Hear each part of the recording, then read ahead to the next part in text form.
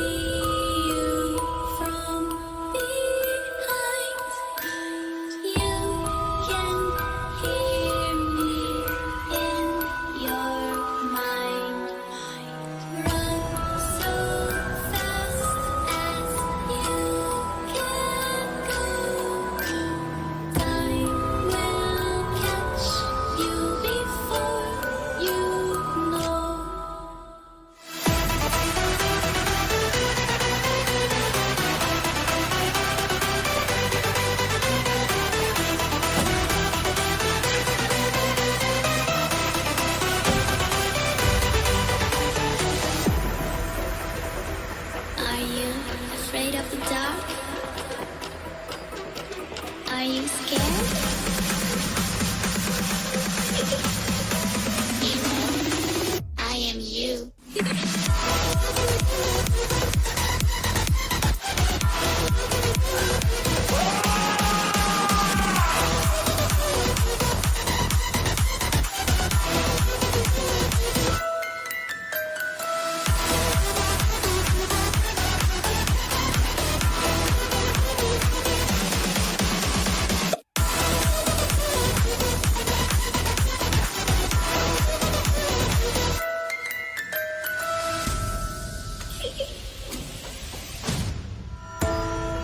I'm coming closer.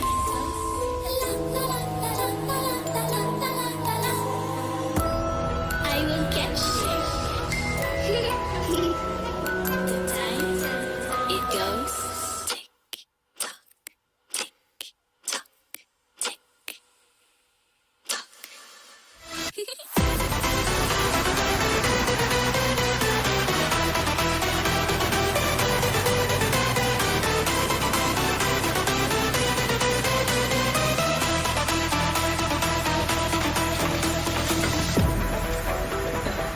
Are you afraid of the dark? Are you scared? You know, I am you.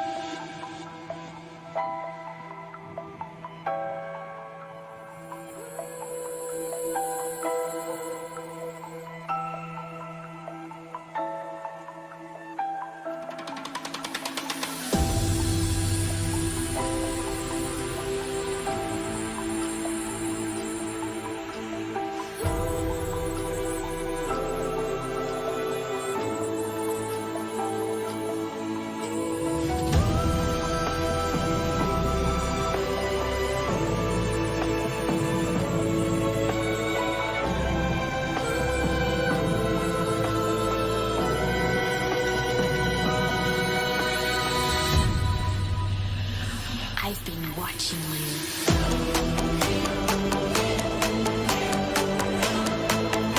Just come to me.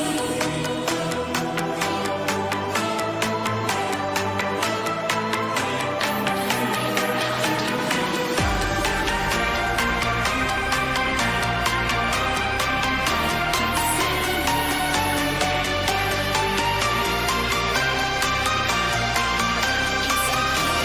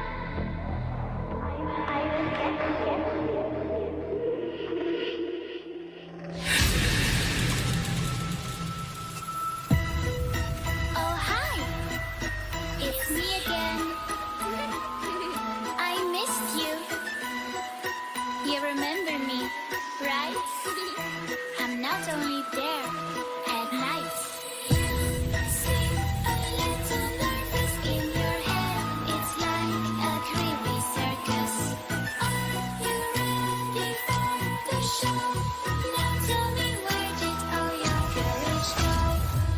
I'm back. Boo.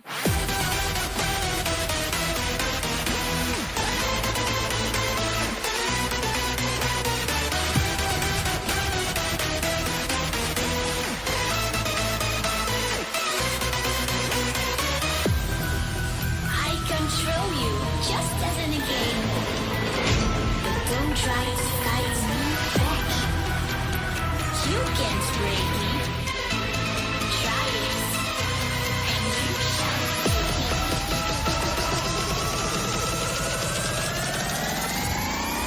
I'm back. Boo.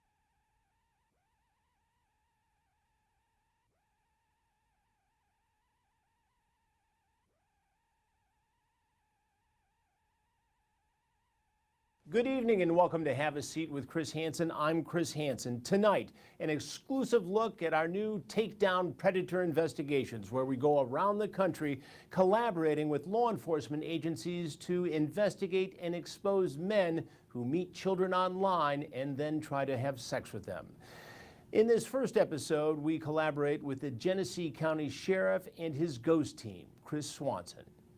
And the first guy who walked in the door on one Thursday afternoon was himself a cop. True Blue presents Takedown with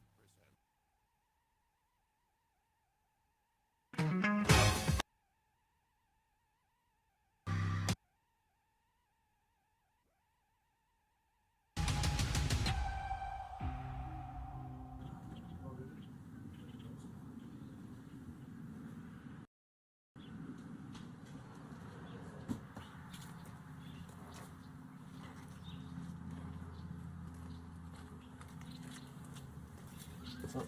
How are you? Good. Sit there. I gotta go upstairs. I got a big kind of oh. They work for food? Yeah. Are you sure? Maybe. I'm trying to shut the door, but. No. Come on. What are you talking about? Turn around. Turn around. Get your Sheriff Chris Swanson came up with the ghost task force.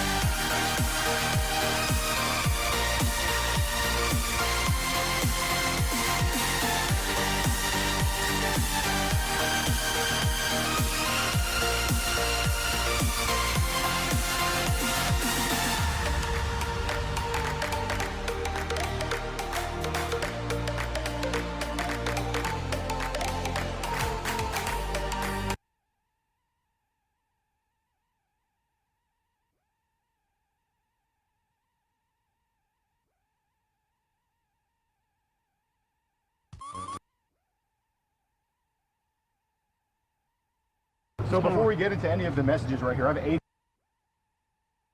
So before we get into any of the messages right here, I have 84 messages. Okay. So we have you talking to Sophie, correct? Yes or no? Right. So get the fuck out. Oh man, we're going to expose EDP. Motherfucker, you can't expose me, bitch. I expose my own motherfucking self some goddamn time. And guess what? I don't give a fuck. EDP445. Some may know him as the Eagles' biggest fan. Others may know him because you saw him on a meme. And last but not least, a large majority of you may recognize him due to his history of severe allegations and numerous controversies. At one point in his online career, EDP445 was one of the most beloved men on the internet due to his filterless personality and his ability to ramble on any topic and somehow make it entertaining. Would you guys consider jacking off to be a sport? I don't know about you motherfuckers, but I consider that shit to be a sport, okay? However, throughout the years, he has been under some serious allegations and has dealt with a ton of controversy surrounding his name. Yeah. If you honestly believe that I'm a motherfucking pedophile,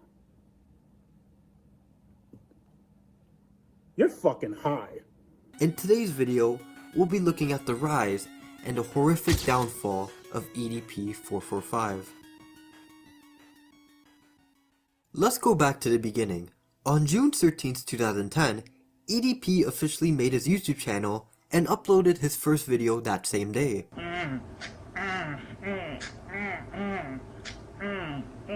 Now I'm representing them birds, Eagles all day. Don't give a fuck, cause we going all the way.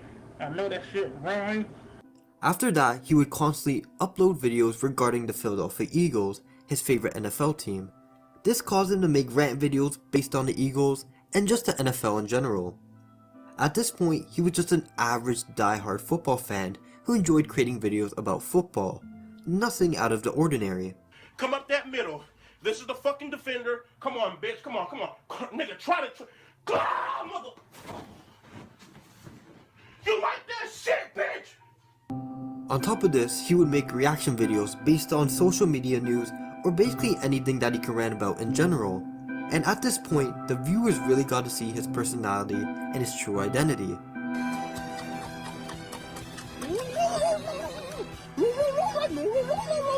In early 2012, EDP started his first YouTube series titled Don't You Hate That Shit, in which he talked about the things that annoyed him in his life.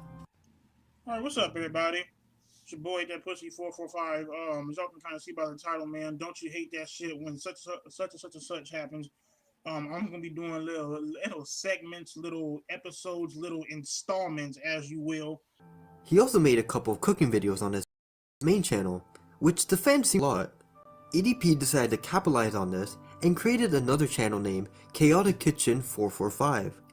And 1 year later, he created a gaming channel titled EDP Gaming 1. Alright, man, I'll be the first person to admit, I hate Call of Duty. I think it's a piece of fucking shit. But I only play this whack-ass trash fucking game because it gets me views, man. Now, let's fast forward to 2015. I know, I just jumped a 3-year gap, but honestly, in those 3 years, EDP continued to make rant videos and reactions, which I've already discussed about.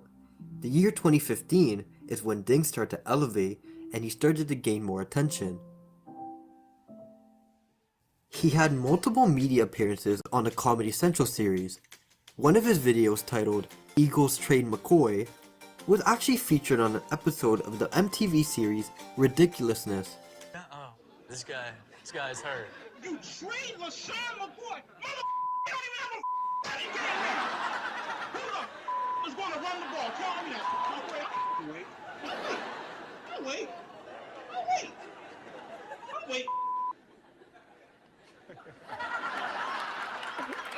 We're gonna wait together. Tell us. Shut your bitch ass. What the fuck are we gonna do now? He also made an appearance on Sports Nations and Fox News.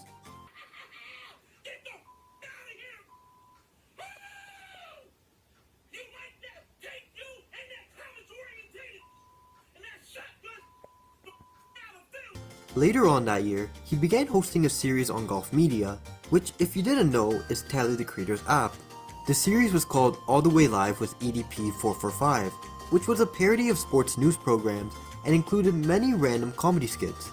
Sadly, a large majority of his content from the app has been vanished, except for one that showed him invading the Dallas Cowboys training camp.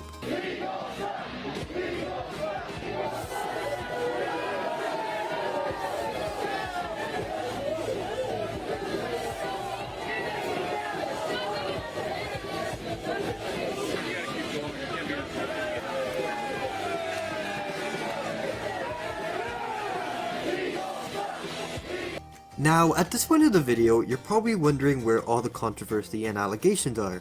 And trust me, I know you guys clicked on this video to hear all about it. So let's just get straight into it. In 2018, his main channel got terminated. This was because of another YouTuber by the name of Super Mario Logan. Some may argue whether or not it was actually Super Mario Logan's fault. Fanbase did report numerous EDP videos. Logan 30 Acre.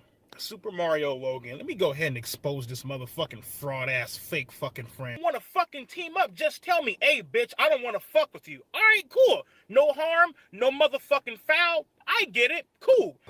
This caused EDP to make another channel titled EDP 445 2.0, in which at the time of recording this video is still up and running. However, this channel only has 2 videos. Now, at this point of the video, things may get weird, and some of the content is potentially not safe for work. I'll try to explain it as softly as I can, but the following actions should be taken seriously and not ignored. Around July of 2020, there were tons of speculations and rumors towards EDP regarding him sending voice chats to underage minors. At first, many people saw nothing of it, and it was assumed that he was being attacked and that people were just spreading rumors. On July 8, 2020, an Instagram user by the name of Top Comic God posted a screenshot and audio message compilation of conversations between EDP, a user named MaxPrive01, and his girlfriend. In the video, he requested to see a picture of the girl topless, which at the time, she was just 16. Lucy, you better show me some fucking titties. I don't give a fuck. Like, talking about you want me to wish that nigga happy birthday, motherfucker. You better show me some fucking titties or some shit. He also messaged her and said, "You deserve someone that's gonna adore and cherish you. Hopefully me in a few years." Which is probably one of the worst and weirdest things he could have said to a minor. Oh my god, EDP, like, she's 14, like, she's 15, motherfucker. I don't give a fuck, nigga, if the bitch is 1, motherfucker, like, ain't shit free in this motherfucker. The next day, he responded to the allegations during a live stream and on YouTube, in which he explained that his request for a picture of the girl's nudes as a payment for a shoutout was just simply a joke. Titties, show me something. I don't give a fuck if she is fucking 14, right? That's what I said. Now, anybody knows damn well I'm playing, I'm joking, it's a fucking joke, right? A couple months later on October 14th, YouTuber Cold Raven released an episode of his series, Slaughterhouse, which is basically a series that he made to expose people who have done wrong. During the video, Cold Raven showed legitimate proof that EDP has been messaging minors, and he even showed multiple conversations of him trying to hook up and meet up with underage girls. To make matters even worse, Cold Raven eventually made a fake account pretending to be an underage minor, and, well, EDP fell for the bait. 1 month later, he released a video on a second channel titled My Response to Cold Raven. Now, before watching the video, everyone expected a reasonable video and explanation to the allegations, but instead, midway through the video,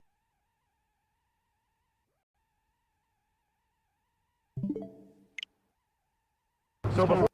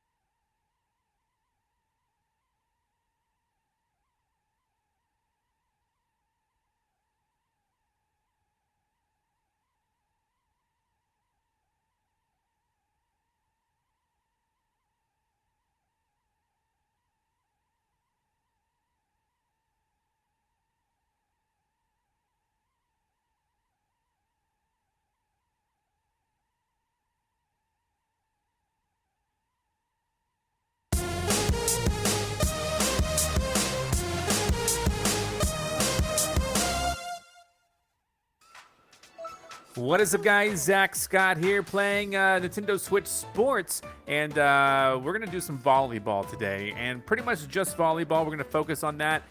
Each episode will be, from now on, focused on an individual sport for now, starting with volleyball. Next episode, badminton, on and on. There will be a seventh sport eventually. They announced that golf will be added. I don't know when, but it will be added eventually. I can't wait to play that. And but for now, volleyball is where it's at. I changed my body type a little bit. I think I chose a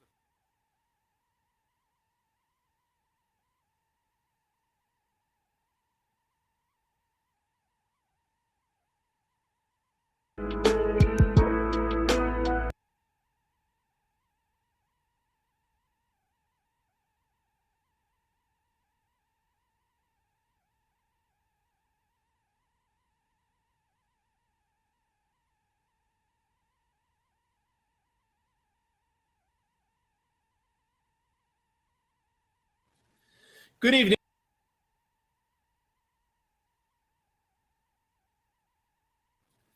Good evening and welcome to Have a Seat with Chris Hansen. I'm Chris Hansen, and tonight we are going to take a look at the strange, disturbing, bizarre case of Bryant Moreland, EDP 445.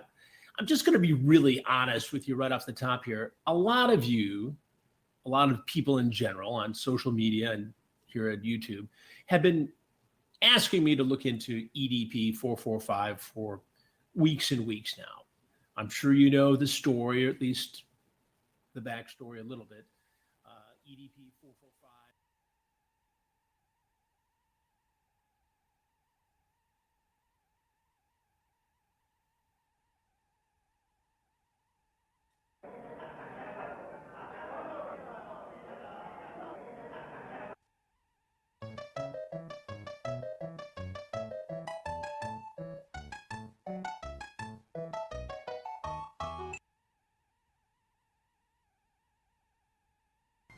Welcome back, everyone. It's Abdallah here with even more Kirby and the Forgotten Land. We are moving on. We're moving on to Gathering of the Beast Council. This one's going to be pretty interesting because we have to do a lot of hard work. It's going to be a pseudo boss rush. We have to venture deep into a secret passage, and you guys know me, I love finding all the secret passages in the game. We have to beat a certain boss in under 1 minute 30, and we have to beat another boss without getting hit. So it's going to be perfect runs from here on out. Let's go, let's go. We've found everything up until this point. Secret passage.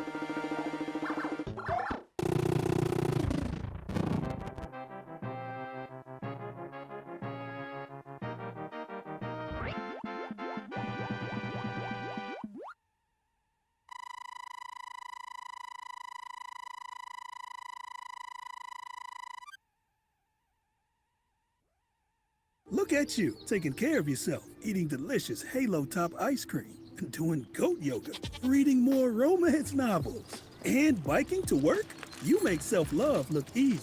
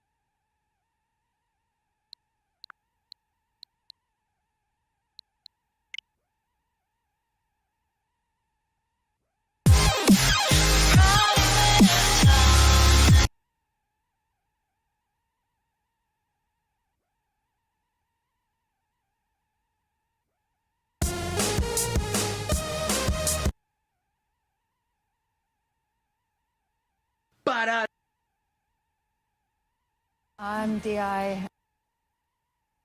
Ba-da-da-da, the best things in life are free. Ba-da-da-da, but you can give them to the birds and bees. I want money. That's a song. I don't want money. Well, I do. Not from you.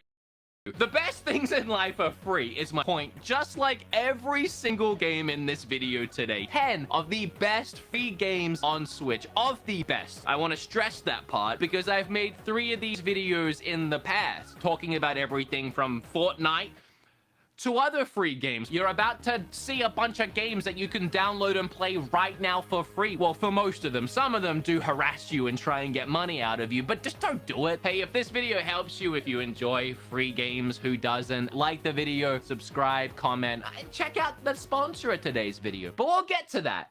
Let's start with game number 1. Alright, so I know I said Fortnite wasn't in this video, but it kind of technically, maybe not really, but it is. Super Animal Royale. This is one of those games I had no idea was on the Switch or even what it was. But it is essentially what would happen if you took Fortnite, made it 2D isometric and filled with cutesy woodland creatures, and then, you know, gave them weapons. If you've played Fortnite, you know what to expect here. You party on up with a bunch of friends or randoms or just fly solo, pile on into the match, and when you're ready, jump on out of that eagle and find somewhere safe to land. Scrounge for whatever weapons and ammo you can find, and then start surviving. The coolest part, in my opinion, is that it actually plays like a twin-stick shooter. You move with the left stick and then use the right stick to aim. The terrible part is everybody is cracked. I don't know what it is about Super Animal Royale, but I can barely stay alive for more than a few moments before getting destroyed. That said, I do manage to have some fun around that. You can get into these little hamster balls, and if you squish someone, it's an instant KO. That's very satisfying. You got your regular flare with a a free-to-play game, your battle pass, your cosmetics, but I prefer this over a pay-to-win mechanic. I think Super Animal Royale is cute and has a ton of charm. It's actually really fun to play, and maybe you should check it out. It is brutally hard, though. I don't understand how everyone is this good. This video is sponsored by Tokyo Treat and Sacrico. Tokyo?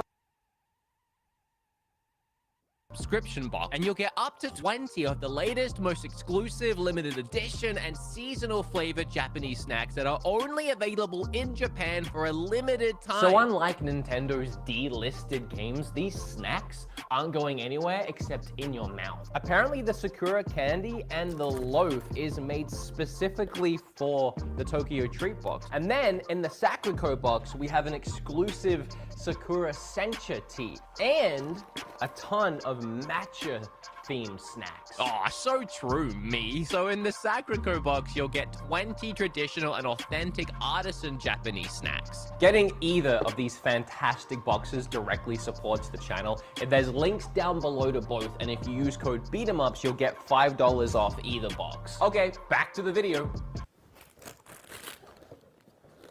Okay, now back to the video. You heard of Rocket League, right? In the past, when I've made these free-to-play videos, I've never mentioned Rocket League because in the past, it wasn't free. Sucks to be you if you spent $60 on the physical copy like I did. If you somehow have never seen or heard of Rocket League, it's a very simple concept: soccer with remote-controlled cars. It's so simple, it doesn't even sound good, but it is unbelievably fun and easy for anyone to pick up and play and start having a blast. You control these little cars by boosting around the map and doing jumps and flips to try and either block the ball from going into your goal or, of course, getting that satisfying goal! That's what they say in soccer, right? I don't watch sports. Also, I had forgot this, but apparently at some point I'd spent money on Back to the Future DeLorean, and when I logged in to record footage for this game, I was pleasantly surprised to find it still there waiting for me. I did have a problem getting into a game with people. Everyone kept dropping out and leaving me with bots. I don't know if it was just the time of night I was playing or the fact that I scored 9 goals for my team and everyone had just had enough of me. But then again, I was playing against bots because everyone had left. I feel like I don't really have to say much more. I really do believe most people know what this game is. I just think that a lot of people don't realize it went free to play. Probably because when you walk into GameStop, it's still on the shelves for you to buy. Don't do that. It's free now. You ever see or play a game that instantly makes you feel like 80 years old? That was me this week when I discovered Trove. Apparently this one's been on the Switch for a while, but I always passed it by and didn't notice it. It wasn't until I picked it up to start playing to see if it was worthy of being in the video I realized it's actually pretty fun. I felt old because as soon as I started, I was completely clueless as to what to do. It looked like Roblox mixed with Minecraft, and it gave me no direction at all. Eventually, I figured out I was supposed to talk to little Qbert over here, and then he gave me a quest to go to the snow biome and start doing dungeons. By the way, there's a ton of different biomes and just thousands, seemingly, of dungeons scattered around for you to explore. As you start roaming the world, completing quests, you'll find just an insane amount of loot to start leveling up your character and class. I was instantly impressed by how much meat this game has. 15 different class types, each with their own weapons and abilities. So much loot to find with all these different rarity ratings and ways to upgrade yourself in the game. There were legitimately players playing everywhere, and you can touch this weird thing in each area and it'll zip you to an active group of players if you want to find some people playing and dungeoning together and just join up with their crew, which I really liked. Just be careful with the online chat. I was playing for maybe 5 minutes tonight on stream and the chat had some less than pleasant things to say. But the more I started to play, I realized this game is kind of like a MMORPG version of Dragon Quest Builders. And another thing I really appreciate is you don't have to spend any money on the game. You can buy things like extra mounts or cosmetics, but there is so much content in the game and it's all completely free from start to finish. In fact, the game rewards you for exploring and just playing more. I know what it looks like. It looks like it might be better suited for a younger crowd, and you might even be looking at it right now and thinking, I would never touch that. I gotta tell you, I thought the same thing. And then I started playing it and I felt the addiction creeping in and I had to stop. So maybe give it a shot. I get you. You're a rough and tough 30-something-year-old. You don't want all these colors and little baby games. You want something gritty, something you can really sink your teeth into. How about tanks? How about big honking metal tanks blasting each other on the battlefield? My last job, I don't even know, like 10 years ago, I had a friend who was obsessed with World of Tanks. Well, if you're just like my old friend from Bunnings Warehouse, you might enjoy World of Tanks Blitz. World of Tanks Blitz is, I assume, like World of Tanks, but a more portable and action, fast-paced, friendly version. You go online, you find 4 other tank teammates, and you verse another team of 5, and you just blast each other until you're the last tank remaining. There's modes like all-out skirmishes or capture the flag, and of course, the more you play, the more you can upgrade your tank and the better weapons, armor, and all of that jazz. That's really all there is to this game, if I'm being honest. You're a tank, and you shoot other tanks. There's a lot of strategy behind the battles, and the more I played online, the more I started to understand why people enjoy this game. I'm just not a big fan of tanks. Let's move on to something I actually had a ton of fun with. The game is called, I think, Cursed Food? I gotta say though, it looks like complete trash doo-doo. I had a look at this game on other consoles, and it actually looks pretty good. It's graphically intense, so I can see why it had to be scaled down so much to work on Switch. They obviously prioritize frame rates, and I can appreciate that. The game runs really smooth. It just looks bad. Now that we've got that horrible, ugly elephant out of the room, let's talk about the actual game. It is similar to Fortnite. It's closer to something like PUBG. You pick the character you want to play, and then you just get slapped into the map. There's no battle bus or eagle or anything. You're just kind of there. In fact, you're not even really there. You have to load in first. That's how badly optimized this game is. Every single game loads you in this slowly. But once you're in, that's when the fun starts. You start scavenging around armor, food, weapons, jetpacks, you name it. Once you're all geared up and ready for battle, well, you'll probably just keep looting, because that's all you really do in these games is loot, loot, loot until the end. If you're the last person surviving, you win. And I actually won one of the first games I played. In style, I might add. I found a sniper, and the game is super responsive. It has gyro controls, and I sat up in a little tower and just started picking off my enemies like fish in a barrel. But there's some other things that make the game unique and interesting. Every character has their own special ability, like this one guy who goes ghost mode and can just zip around unseen until he's ready to pop out and start firing. And then tonight on stream, I played as another character who can dash around super fast. Also while playing, other players were activating these special effects that were affecting everyone on the map, like running with super speed, or even being able to fly. It's a really fun take on the Battle Royale series. It's just very janky, very ugly. If you can look past all of that, there isn't many shooters on the Switch, and this one's really easy to get into games with friends and just start having fun. I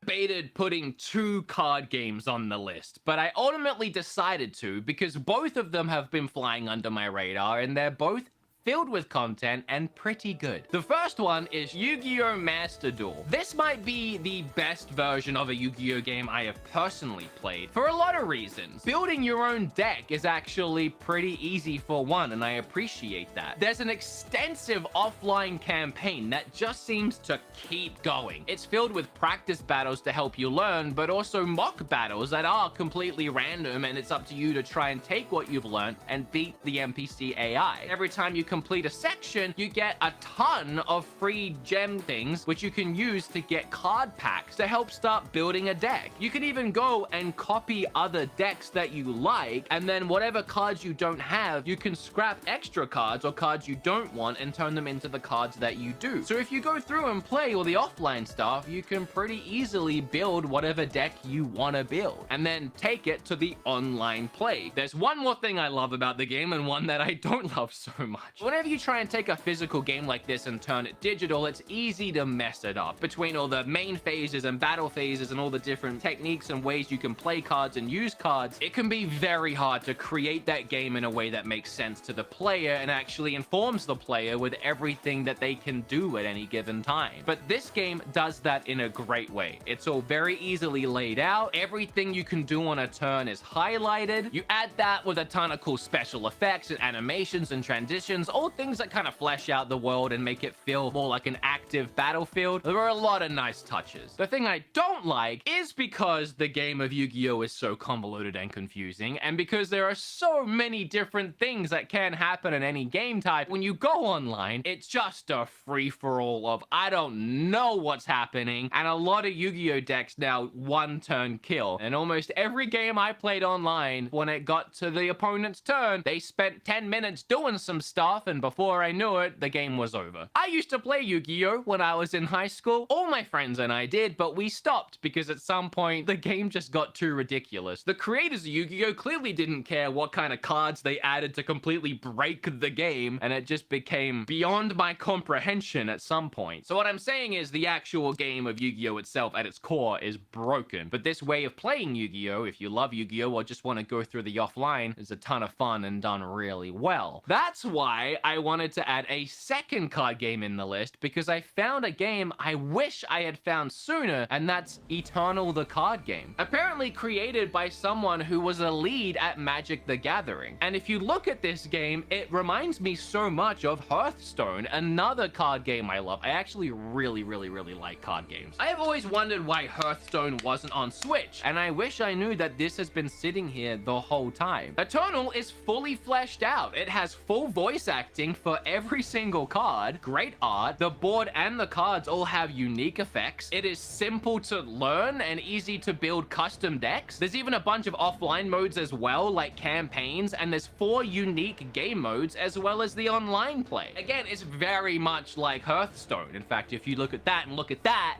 I mean, which is which? I mean, if you played either game, you might know, but they're very similar in the way that they're structured. But there is enough unique differences in the rule set and the ways that you play Eternal that really separates it as its own game. I am talking now in the future. I'm just adding this in really quickly because I've been playing this game since I started making this video, and I've become slightly addicted. I even did the one thing I told you guys not to do, and I spent a little bit of money on it. And I'm really enjoying the game. It is a lot like Hearthstone, like I said, but I actually prefer...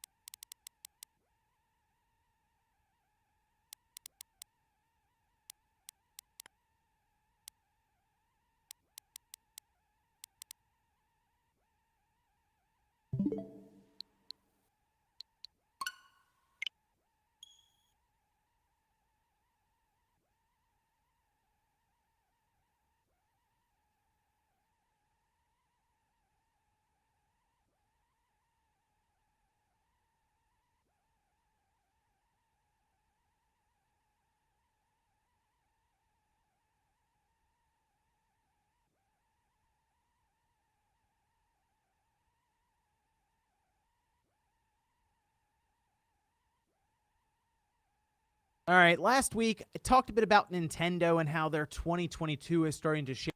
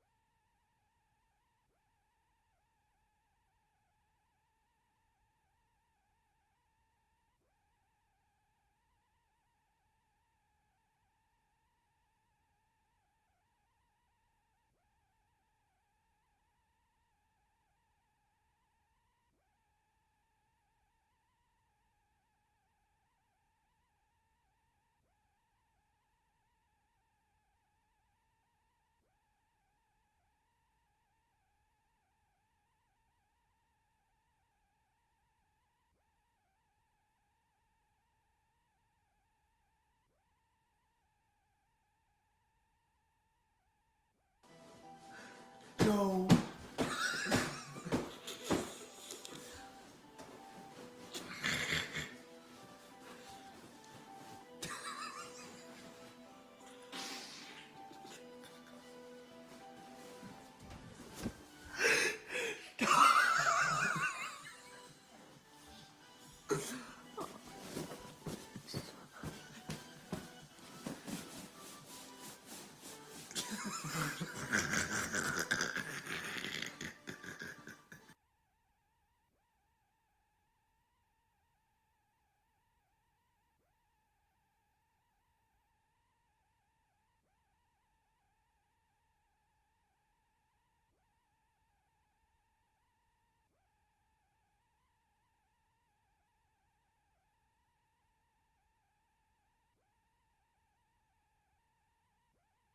That is, dude. Whenever Fortnite was popular, I never played it. I thought Fortnite was popular.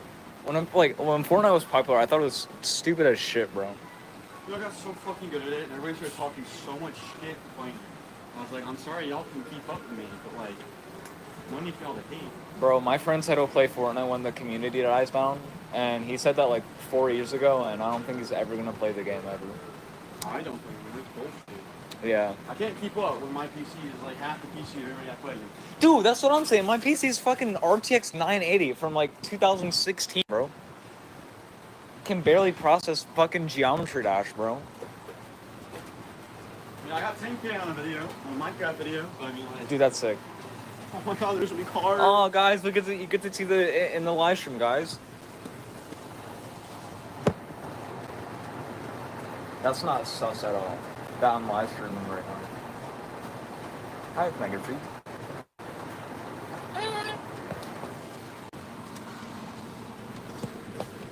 Let's put it right here.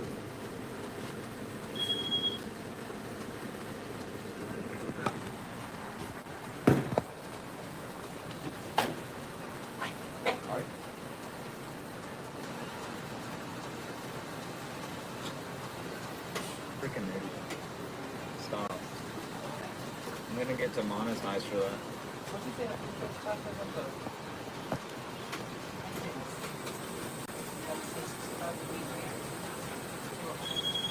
Should I stream on Instagram? Yeah, let's live stream at the same time. No, like people actually join mine. I know, I don't care. YouTube's a better place because it actually uploads it. 1065. Okay.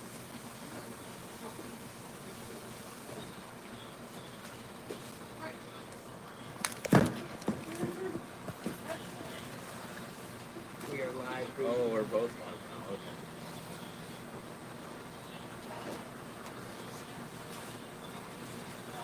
Yeah, it was 1065.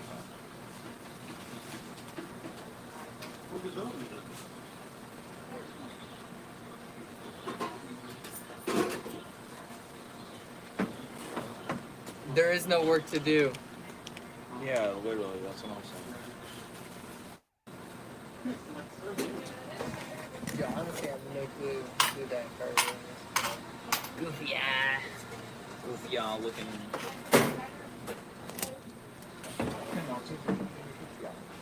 Oh, my boy Gavin. We should go live with Gavin. No way, dude. Wait.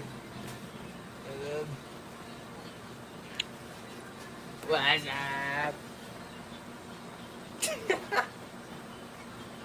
What up, pizza?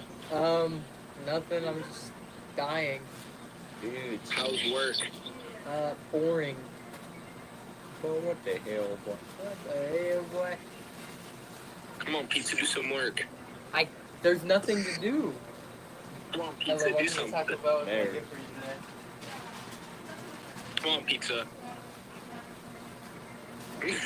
Chill, bro.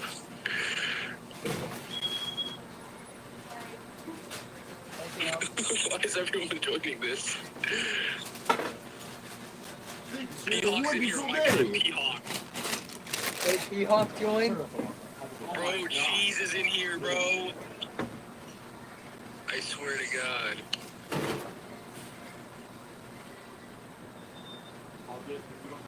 Alright, pizza, I got you some. What'd you say? I'm sorry. Alright.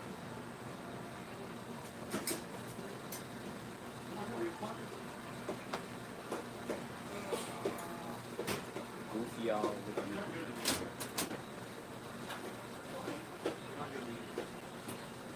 Shut up, Lucas.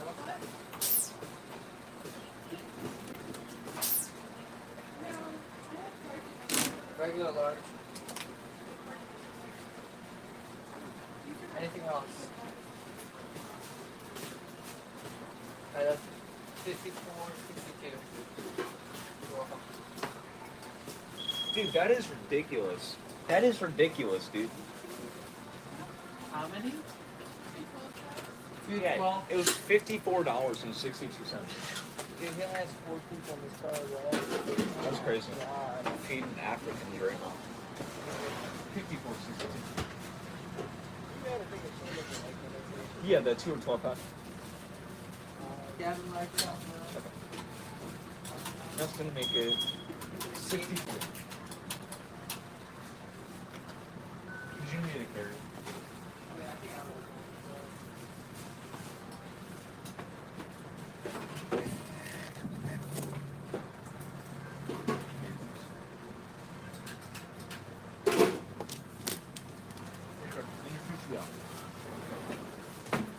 God dang, dude. Are you still alive right now? Oh. That's because Chase is a loser. He's not keeping his live stream up till the end of his shift. I am.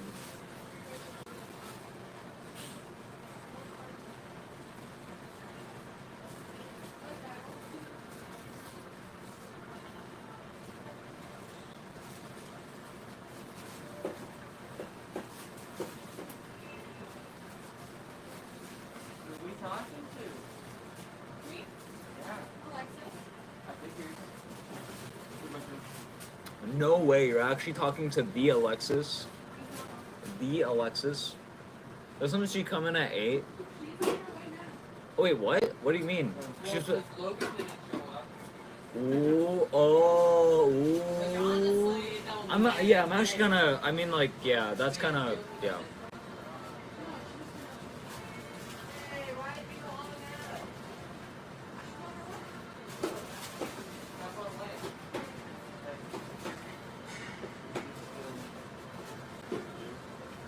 Look at this goofy odd dude.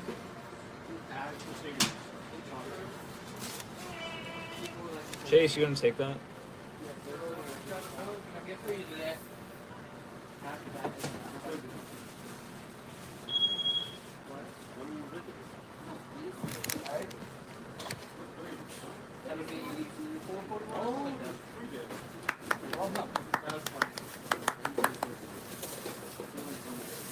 My goofy all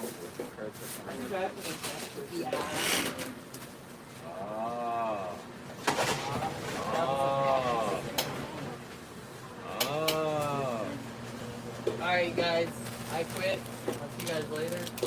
Yeah, guys, I quit. Wait, can I actually leave? Damn. Why can't I leave? No one likes me here. Why can't I leave, Jake? Why can't I leave? If you can answer. Why don't we all leave? Answer my question. Yeah, let's just go home in Cody's car and leave. Because then I can't come back. That's why What if I just walk to Walmart right now? What are they gonna do? What if I come back? What if I get fired? Can I come back? Really? That's goofy. That's really goofy, actually.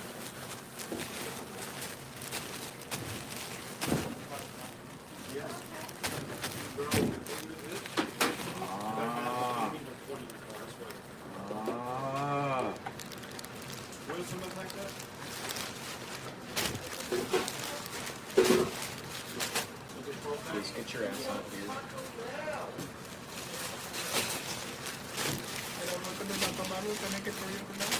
We don't have that.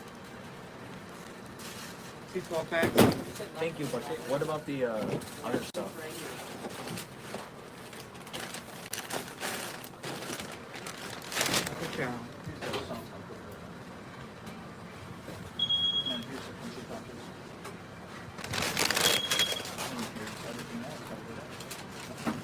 Next order. Thank you so much. You piece of shit. YouTube live stream.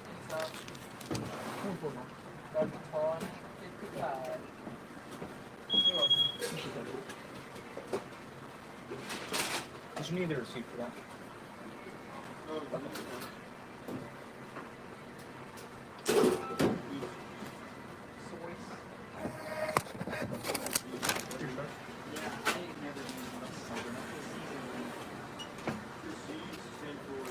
DuckTales. Ooh. Every day they're out there making DuckTales. Ooh. Sorry. If I sing it too good, I'll get copyright claimed.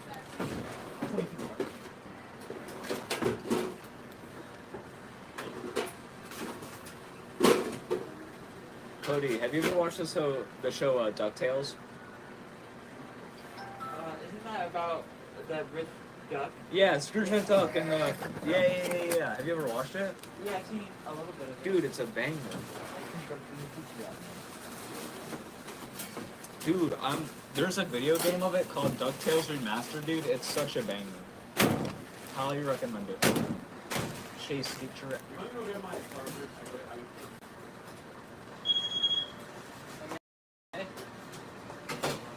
Oh, yes, you need. Can I turn you to your mom's house to get Whatever it is, I mean.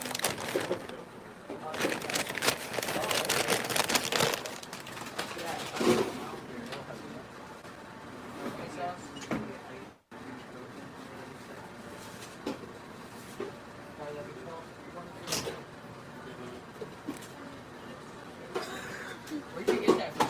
My Japanese teacher. What? My My Japanese teacher gave this to me. And he freaking broke it. He freaking broke it, Then you don't grab freaking... my hand. You freaking frick.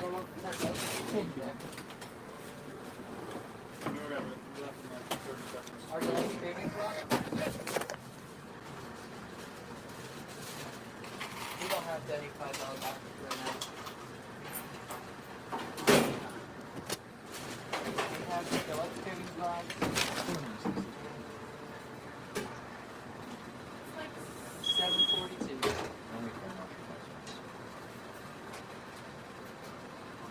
Stay tuned for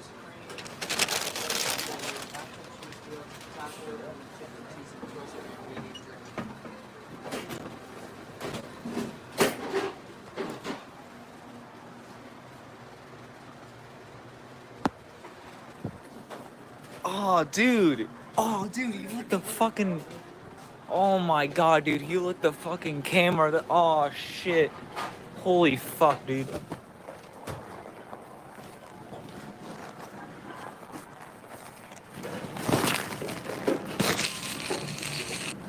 Oh. Ooh. Ooh.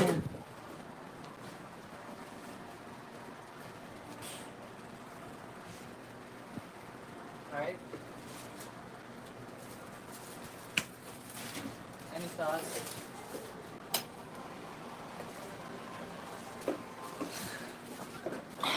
He touched my...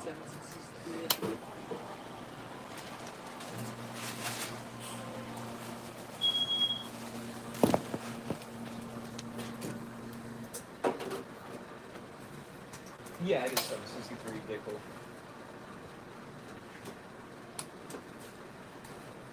Update. I'm gonna go through.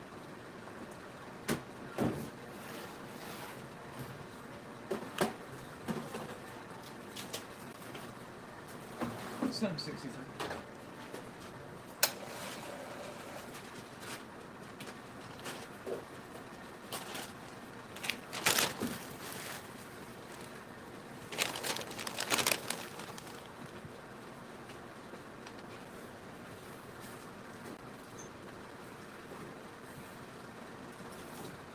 It comes with avocado ranch, chipotle sauce, chicken, fish strips, cheese, lettuce, and tomato.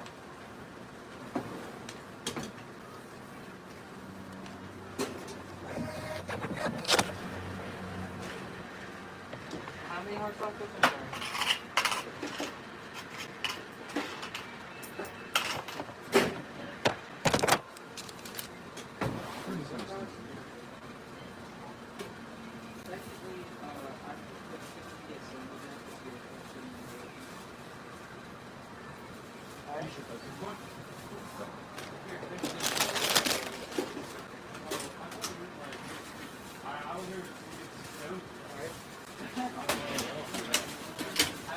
That is the box.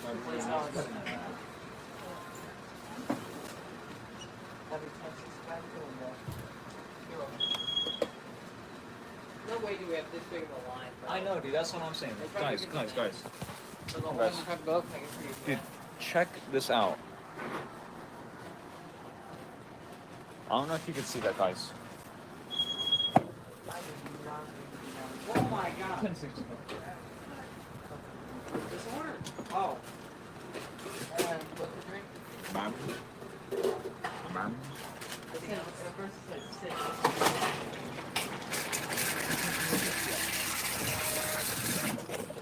Jesus Christ, dude. It's up.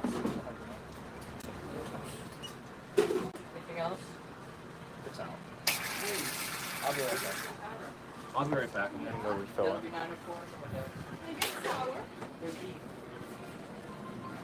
Hey Chase, I'll be right back. I'm gonna go refill the Mountain Dew.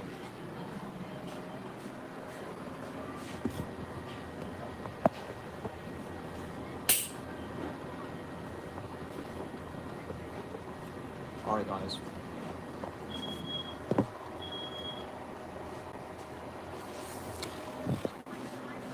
Okay, yeah.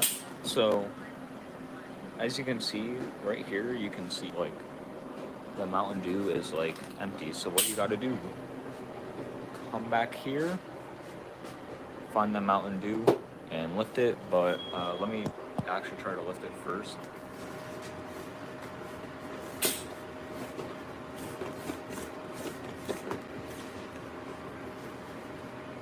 Oh, fuck. Fuck. Fuck.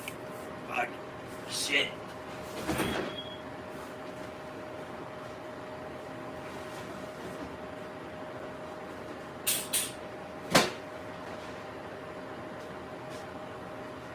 Alright. We got it right there. Now I just need to, like, eject this and put it in there. Easy stuff. Easy stuff.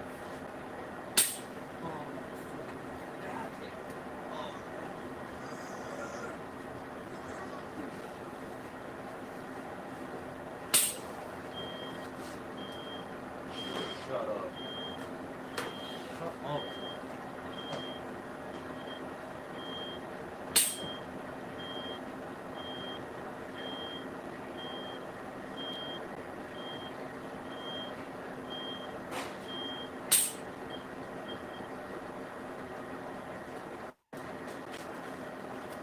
Alright, anyways, now that's off. Ow! Fuck! Just drop that shit on my toe, dude.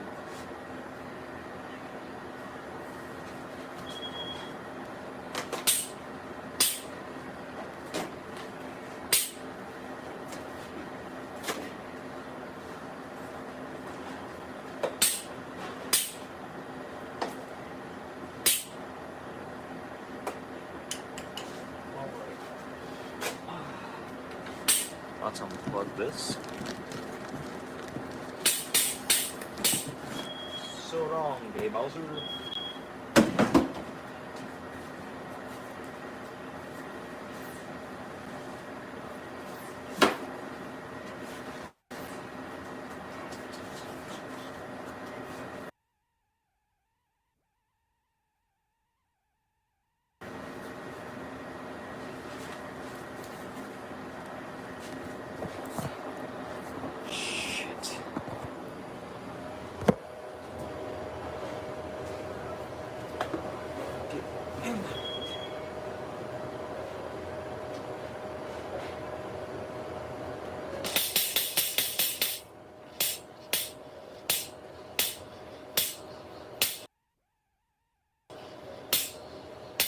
Alright.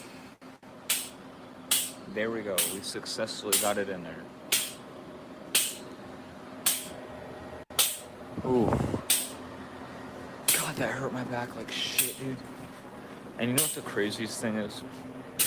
Like, apparently, like, we have fucking KFC's Sweet Lightning back there or some shit like that. Bro, it's so weird. I don't know, bro. Anyways, now it's finished. I'm gonna go back to my workstation.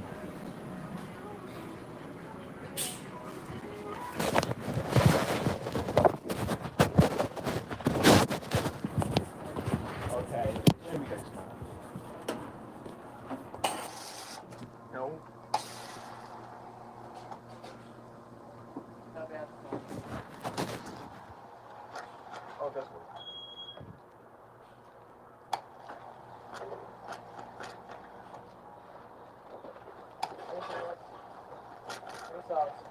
Order.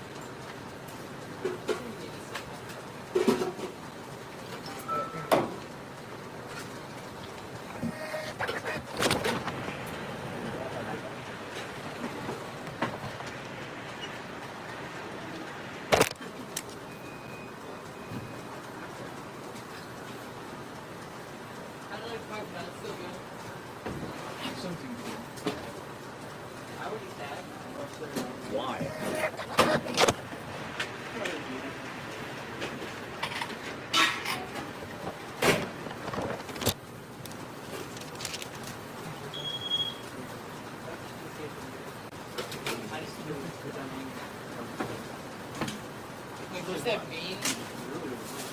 Yeah, it's like I like that. I like that. I like that one.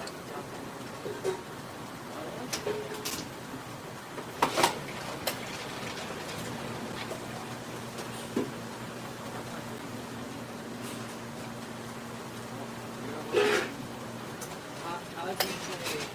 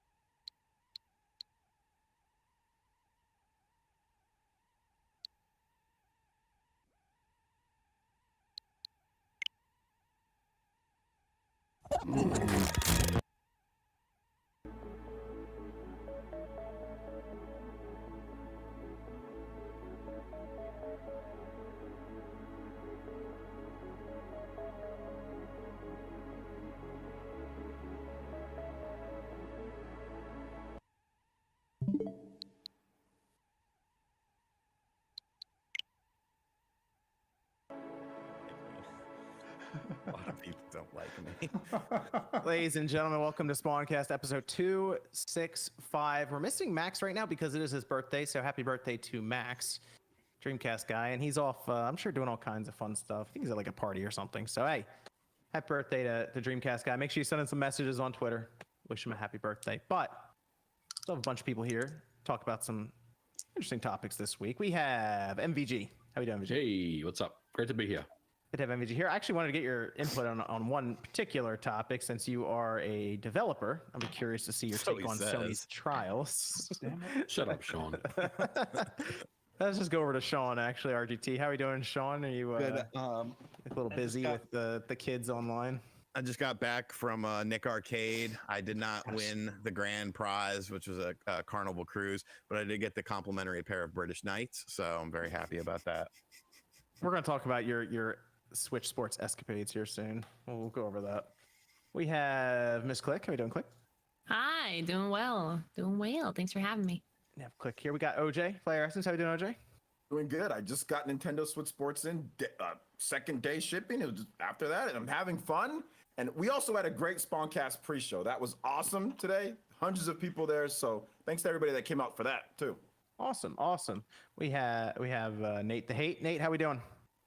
I'm enjoying a small bag of black jelly beans and watching the Yankees beat the Kansas City Royals. The licorice ones? Black jelly beans. Yeah, black jelly beans. They taste like black licorice.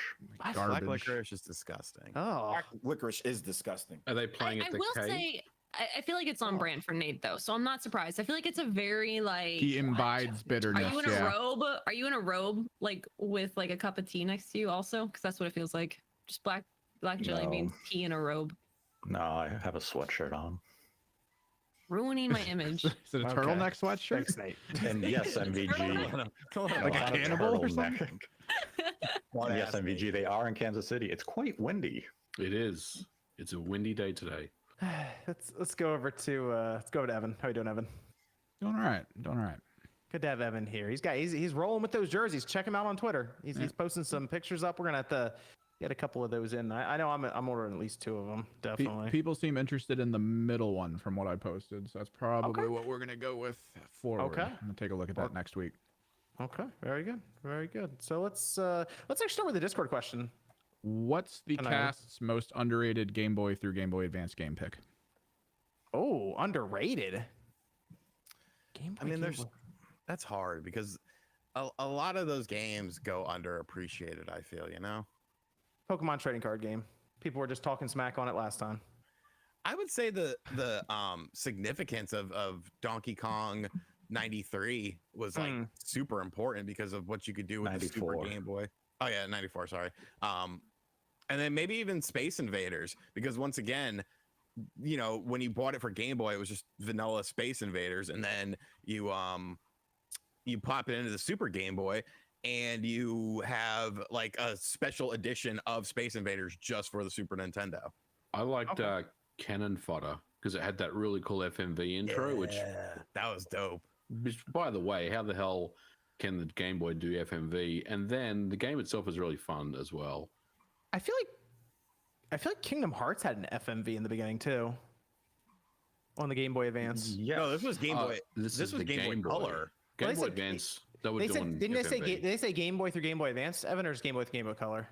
I mean, they specifically listed Game Boy, Game Boy Color, and Game Boy Advance. I think they wanted us to give 3 of each, but like, oh gosh, timing. So let's of all of them, what do you think? Yeah, I was just thinking about that. You're right, the FMV thing with these handhelds. I was just thinking of a couple of them, but Kingdom Hearts is the one that I remember coming to mind because I was actually impressed by that. Otherwise, though, for Game Boy Advance, Final Fantasy Tactics, because that is a very good version of Final Fantasy Tactics. Do you remember Jurassic Park? They ported over to the Game Boy Color. Does anybody else play it? Just Jurassic Park? Is that the one that was? I remember playing it on the Game Gear. Weirdly enough, I don't know if The it was Game Gear anywhere version like that was one. fucking awesome. I don't think I played it on the Game Boy Color. Yeah, I'm pretty sure it was for NES, and then they ported it over to Game Boy Color. But that was had some bopping music too. Dun, dun, dun, dun, dun, dun, dun, dun, dun, dun, dun, Yeah. I fuck with that. Oh my god, flashbacks! Holy crap! You got another one, Evan? How is Twitter worth more than Bethesda? Well, Twitter is a lot more than just gaming. Twitter's a very big advertising platform. Bethesda, not so much. Yeah, Twitter has a bit more of a reach than Bethesda. Definitely. Let's start tonight with Xbox. We actually haven't had. It's been weird. There hasn't been much of a reason to talk about Xbox recently. I feel like they haven't. Not a lot's happened with Xbox. Single first party game all year. Like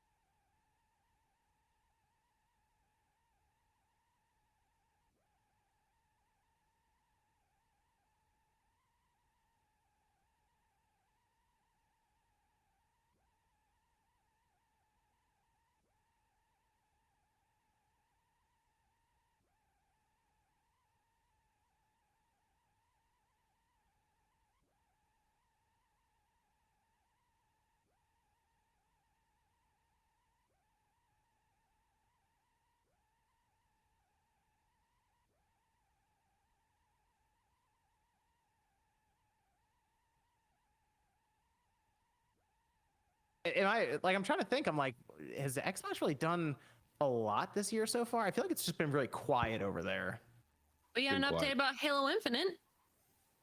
Yay.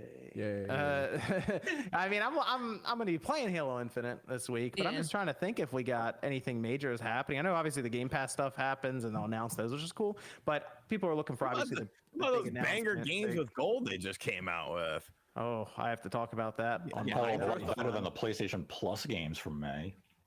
I didn't even see what they are. PlayStation Plus was a FIFA. No, the PlayStation Plus games were better. Yeah, I'm talking about games with gold, like games with gold. Hydro Thunder. Yeah, Hydro Thunder's pretty fun. But... Is that like Yuki's or whatever's Island Express? Yeah, Island Express or whatever. Dude, the best games on Xbox Live Games with Gold are 2 generations ago. Right. Minimum. At one point, it was the original Xbox had the best game of the month, and it's like, what's going on here? They're focused on Game Pass right now, but they finally announced that they are going to have an event. It's just not until June. It seems kind of early to announce that. Am I wrong about it seems like we usually hear about these things 2 weeks in advance, 3 weeks. What else are they going to talk about? Yeah, it just tells me that yeah. I mean, Starfield is clearly their big game for the year, right? That's what they're looking at. One game for the year though. It seems like it though, doesn't it? Because that tells. I mean, what else did they release this year to do anything? What about Redfall? Oh, okay. Redfall is supposed to come out in the summertime. And from what I've learned about summer, it could come out in September. What about Forza? Forza was Forza Motorsport's supposed to come out this year. And there was talks that because someone posted an image of the Xbox One version that it might be cross-gen, but I don't think that's the case, right, Nate? Wow, just put them on the spot. I mean, it's been officially announced as a next-gen only release, so Xbox Series S and X, but they can still test it on an Xbox One because there's more systems out there, so they can have a bigger pool of testers to test these in-game systems. It doesn't necessarily mean there is an Xbox One version in development because they could always, dial the specs down for this specific test. Okay. So, I was under the impression that it was just a series only, like a next-gen but current-gen now game for Forza Motorsport, because I thought it was geared around their new engine. So that was, I thought, the idea. But it seems like that and Starfield are like their big games this year. I know that their stuff is still a little bit out. Like 2023 seems to be the year that they're really targeting. But is Starfield going to be enough to hold up this one showcase? No, because they'll have more crap there. I mean, they'll do a rapid fire announcement. Look, 2024, there's gonna be they'll announce games for 10 years, 10 years from now or something like that. And this is the reason why, wasn't there some talk about a month ago about how Xbox needs to do Nintendo Direct style presentations? But every single year, they show us what's coming out in 2 years from now. So, I mean, how are they ever going to get to that level where they show us something that's literally coming out in 6 months, other than the one game, which is Starfield? How do they get there? Because that's something that I feel like they need to really push towards. And there was a lot of people saying, yes, they need to do direct style presentations.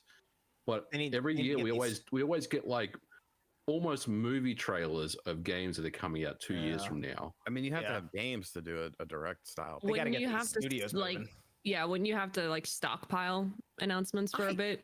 I still got questions about their management too. Still, haven't they stockpiled? But haven't they stockpiled studios? That's what I'm saying. They've made all those acquisitions years ago at this point. So you think they would be? You think State of Decay 3 would be getting a release date soon, right? I mean, it feels like we saw that a little while ago. Wasn't there something about that? Though? Yeah, it sounds like there were some issues going on there, and now who cares about State of Decay 3? Seriously.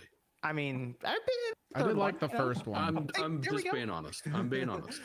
But what I'm saying is they just need volume at this point. They got to start, if they're going to do directs like Nintendo doesn't release.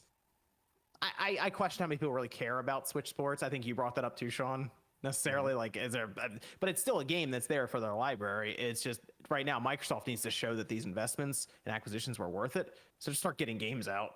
Right now, based off we're talking about Xbox, but right now it seems like Nintendo Switch Sports is tracking and doing way better than Ring Fit.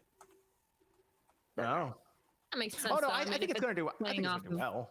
Yeah, I mean, if it's playing off of Wii Sports with how well everybody loved that, I mean, I almost wonder if they're gonna throw it. I know it's kind of a side topic, but I almost wonder if they're gonna throw it in a bundle this holiday. Well, That'd be a good idea. We'll talk about Switch Sports soon because we have that as a topic. Next, Oh, so I got to get Sean's input on that with all the kids he's dunking on apparently. That's the thing. I think Microsoft just needs to. They just need to start getting volume. They got how many studios? Over 30. Got to get some stuff happening here. I mean, you have to look at when these teams were actually acquired. I mean, development of a game can take 4 or 5 years. If you only acquired these teams 2 years ago, they're probably in the middle of development. And if you announce the games and then we have to wait 2.5 years to see them again, people are going to come back to the same discussion points of where are the games. Well, we've seen Microsoft's roadmap. Both Sony and Microsoft gave a roadmap of this coming generation very early on. And that's kind of played against them in some way because it's in 2020, you're showing us what's coming in 2023 and even in 2024. But we're sitting here in 2022 saying, you haven't really released any games. You showed us a promising future, but when is the future going to arrive? And that's why we're left with this vacant schedule, is that we're just waiting for that next big thing that they've already announced. And it just sucks that we're stuck in this perpetual state of inertia. It feels like that's always happening with Microsoft. It just feels like we're always like looking to like the next couple of years for Microsoft, like consistently. I'm just waiting for all of this stuff for them to catch up with it, and then we have announcements all over the place and releases. I mean, they're going to have so many studios. You figure if each one's working on 1 or maybe 2 games, depending, you would get to a point where a game is coming out almost every other month from their first party. And the idea there is those games don't come out of Game Pass then, unless it's like a licensed car game, I guess. I mean, are we ever going to get to that point though? I'd like to think we would, but I have questions about this management going on there. I mean, apparently it's like shockingly hands off. We haven't really seen great results with that so far. Yeah, that's what I'm worried about, because it's like, yeah, they have all these studios, they have all this stuff, but does that mean we're going to get those games? Like they have Rare. Where's Banjo? And they're going to do they'll do a Sea of Thieves update or Everwild if they figure out what it is.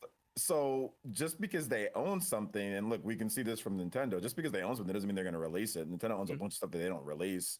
So, I mean, I just don't know. Yeah, they're buying all this stuff, and I get that. And yeah, those games can be, maybe they come, but maybe they don't. I see what Shot's like. Maybe they just don't, and maybe they rely upon just Game Passing us to death, and that's that. And I'm like, oh yeah, and Call of Duty. Now we own Call of Duty. We're gonna make money off of that. Now we own. To be fair, though, I mean, Microsoft has released nearly as many games exclusively.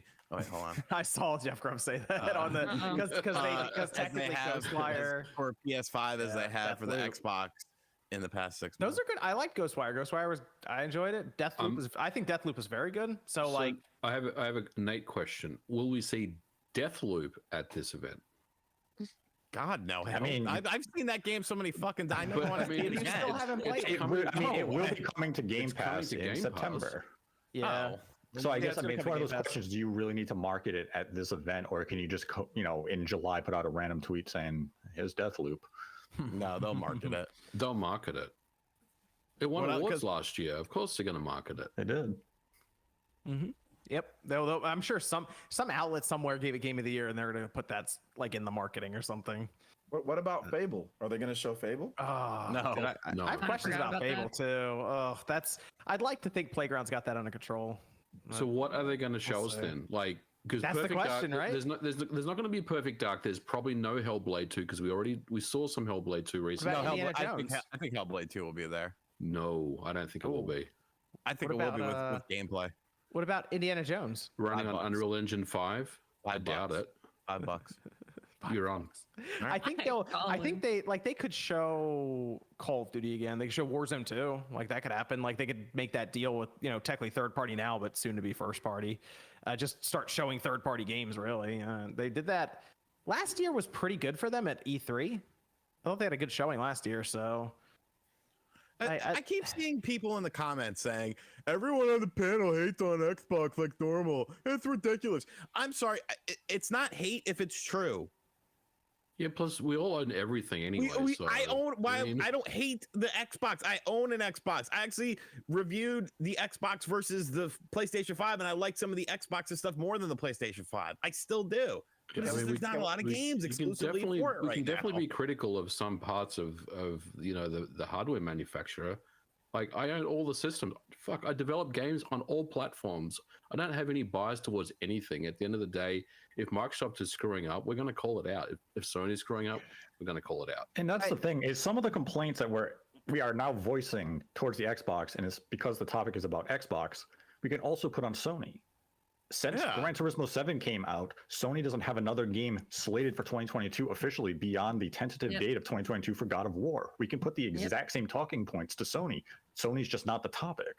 It will be. Listen, guys, I also, this Spider-Man's coming out 2023. Accused of quite a bit. I have an Xbox Series, and last year when there was some games to play, like when Mass Effect came out, that's multi-plat. I was like, yo, this is great because of quick resume whenever it worked and stuff like that. But just right now, like everyone's saying, like they just don't have a lot. I like Fable and I like games that Microsoft has, but they're not releasing anything. So if they release Fable and if they release Perfect Dark and if they release all these games, then everyone would be like, wow, look at all these cool games that are coming. We wouldn't be saying, no, this sucks, we're just, there's just not any, it's like factually that there's not any first party games that they release. It's not like opinion or subjective. It's like facts that there's not any Microsoft first party games. Like it's not, nobody's trying to hate on them. They haven't released a first party game all year, guys. I need the chat and I need the viewers to think that I both hate and love all consoles. So I hate everything. I hate the Xbox. That's for the chest. That's what I do. I need everyone. I've gotten fanboy for everything except Stadia. I almost got it when I did the Stadia 2-year review. Someone was a little iffy on it because I said it was okay, but I didn't get it. I didn't get the Stadia. If only the fanboy. Amiga wasn't canceled. Yeah, I would take a shot at that too.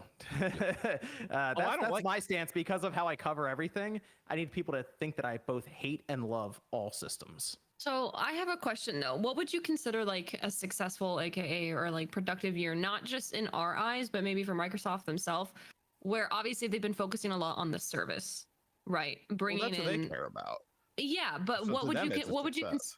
So that's what I'm saying. Are they already successful and productive in their own eyes, and maybe that's why there's not a necessarily amount of motivation? What from our perspective, like how many games, considering like devs and their quality of life and crunch and all that stuff, like what would need to be considered a successful year? Is it like one each quarter, or maybe one or two in the beginning of the year with some more laid towards the end? Like what would you consider like a productive, successful year of first-party games? I think Microsoft, if they can come up with one big game that kind of breaks away from the Game Pass narrative of it has to be service-based, it has like just one really good single-player narrative-driven experience. Basically, give us one game that's like what Sony can do, because that's the biggest thing. People are always like, oh, well, Sony can do like the narrative-driven single-player experiences. They they're not, they can be matched by anyone with those kind of things.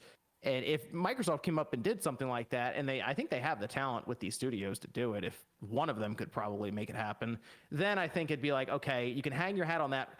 We still talk about God of War. Like that's, I think, the best game of the generation for the PS4, and we still talk about it. So Bloodborne is good too. But like that was from Sony Santa Monica. I know that was from Japan Studio, partnering with FromSoft and all that, but like this is from like Sony's top tier studio. I think if Microsoft pulled something like that off, if they pulled a Fable off, or I mean, for me, it would be Fable would be fun. Give us at least 3 to 4 games per year that aren't service Game Pass. I would just one a quarter. That's all it would take. Just one a quarter. Yeah, one my every 4 Comcast months. is hard throttling me right now. And that would be great. Just give me, and I'm not even asking. OJ's still talking like we're still going. Yeah, show must go on, man. Show must go on, right? Are we off air? No, just refresh. It's fine. Yeah, it's fine. It's fine. Show goes on. Yeah. Okay. It's still freaking out. I can see the bit rate going all over the place. Yeah, that's fine. Phil Spencer's onto us. Yeah. It's those fucking Xbox fanboys. They couldn't handle it. I'll show you bastards. I think last year was a good year for Microsoft with E3. So Click, you asked about what's the measuring stick. Didn't Aaron Greenberg say I want like one big game a quarter or something? Like he said that like last year after they acquired Bethesda, that they wanted to do like one big game on Game Pass every quarter. Yeah. So I mean, by their own measurements, they're failing even by that. Yeah. And John, you're right. Like last year was a really good year for them, and they had Halo, Forza, Psychonauts 2, Flight Simulator. I mean, they really stepped Technically, up. you know. Deathloop. Technically, Deathloop. Yep. Technically. I think Halo might have put more fear back into people, though. You know, it put fear back into me. As far about as the way that they run these things. That's their flagship franchise. To treat your flagship franchise like that's a little concerning. Yeah, that's like jacking up Mario to the point to where it'd be like, you know, like. But it's a free-to-play game. It's not even on Game Pass. Gosh, I get that a lot. If I say anything about Halo, it's free to play. But I think Halo just needs to get. I think they need to get weird with the stuff. Like I'm watching right now, Call of Duty Warzone have Godzilla and King Kong fight it out in the middle of the battle. Like that's crazy. They had an Attack on Titan and Call of Duty Vanguard crossover. What is that? Like that kind of stuff. I want Halo to get weird. You know what? Halo cross with VR Troopers. Do that. Okay. See? See? Is this the way, John? I don't know if this is the way. I'm trying to help people here.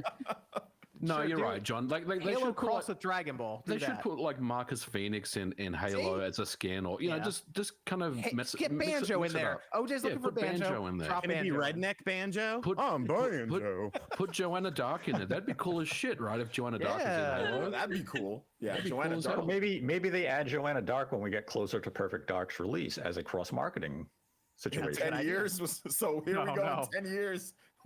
Hey, Halo might be working by then. There we go. We're good.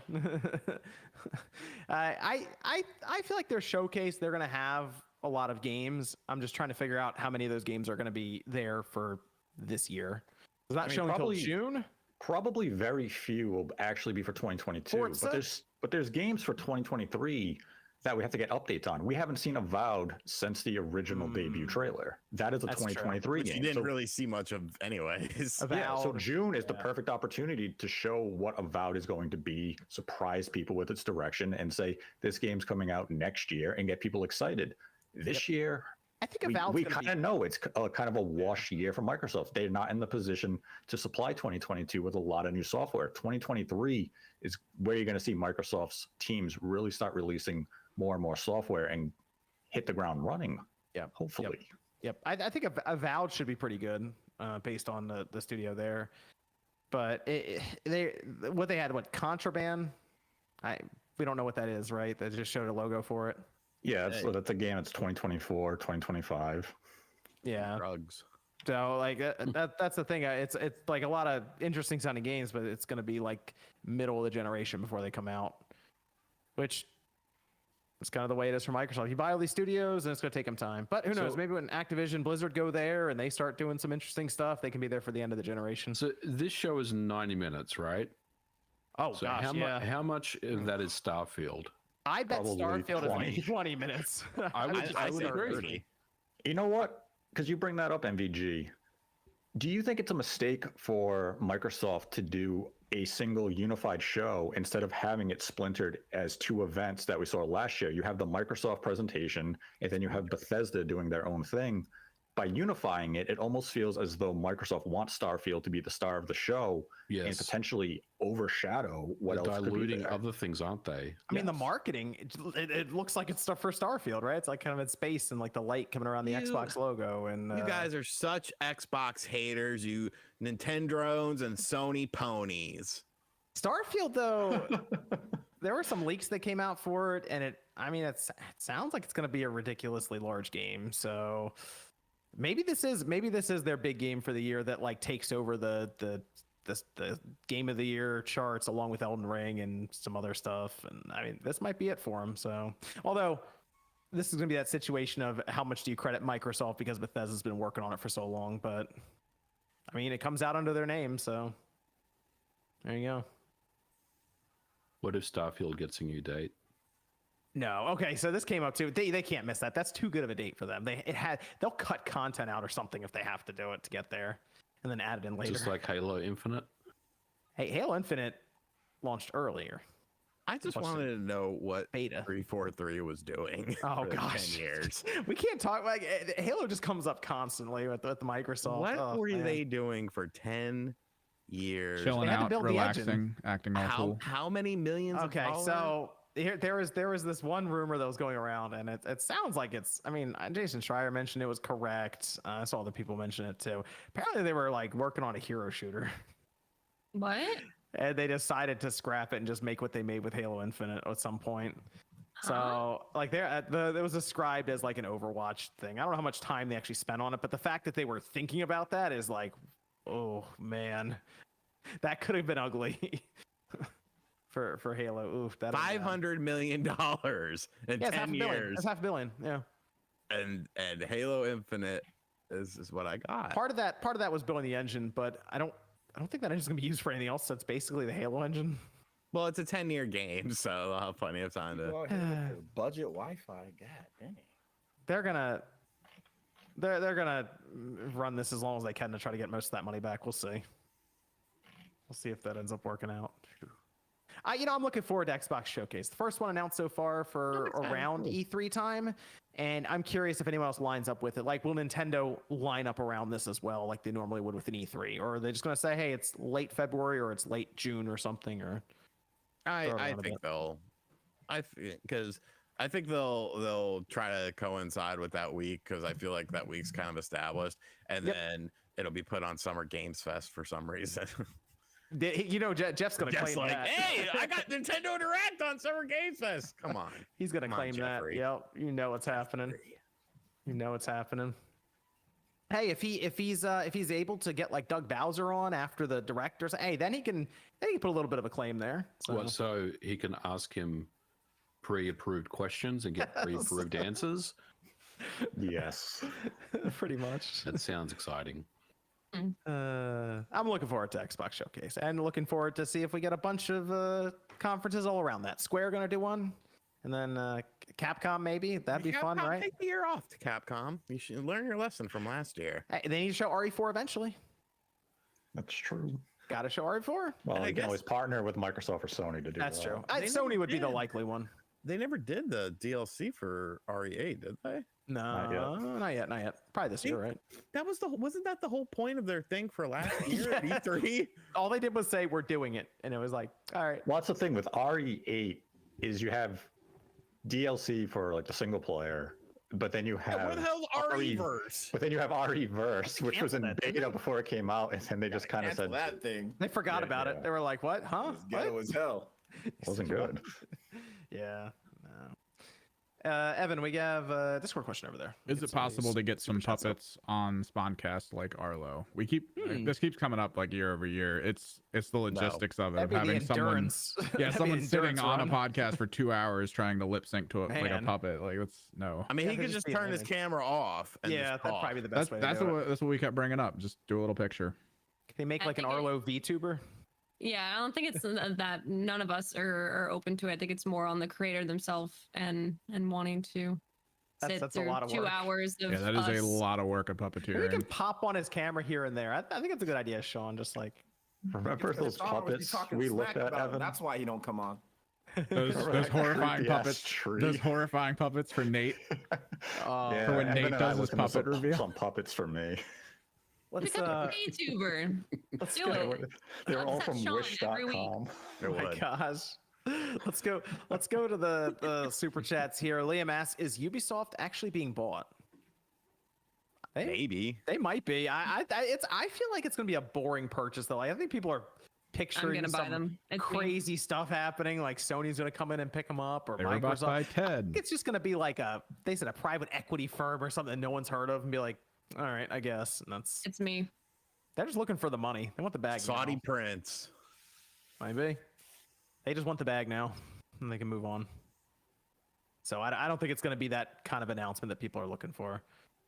Tijo says, with Square becoming Ubisoft and Sega being EA with Origins, do you think the Japanese games industry is slowly becoming as corrupt as its Western counterpart? I guess Square is like that. Are we assuming that? Yeah. With Mike, I assume microtransactions is what I'm assuming, or the different versions. I mean, we got a chart that immediately got compared to Anthem from Sega. My Japanese companies have been doing that for a long time. Yeah. They've been doing microtransactions for a long time. Yeah, Tales of Arise has like microtransactions immediately in the game. Dead or Alive. I mean, Dead or Alive that was bad. There's been tons of Japanese companies that Street have done, Fighter. Yeah, that have done everything that Western companies have done. Yeah, I think that's more just like games industry, big publisher thing. Because a lot of these Japanese companies, they make games for the whole world. So when they make a game, they make a game. It's for everybody. So Square was getting more Western though. I will say that. no, Square absolutely, but Square fucking up a lot recently.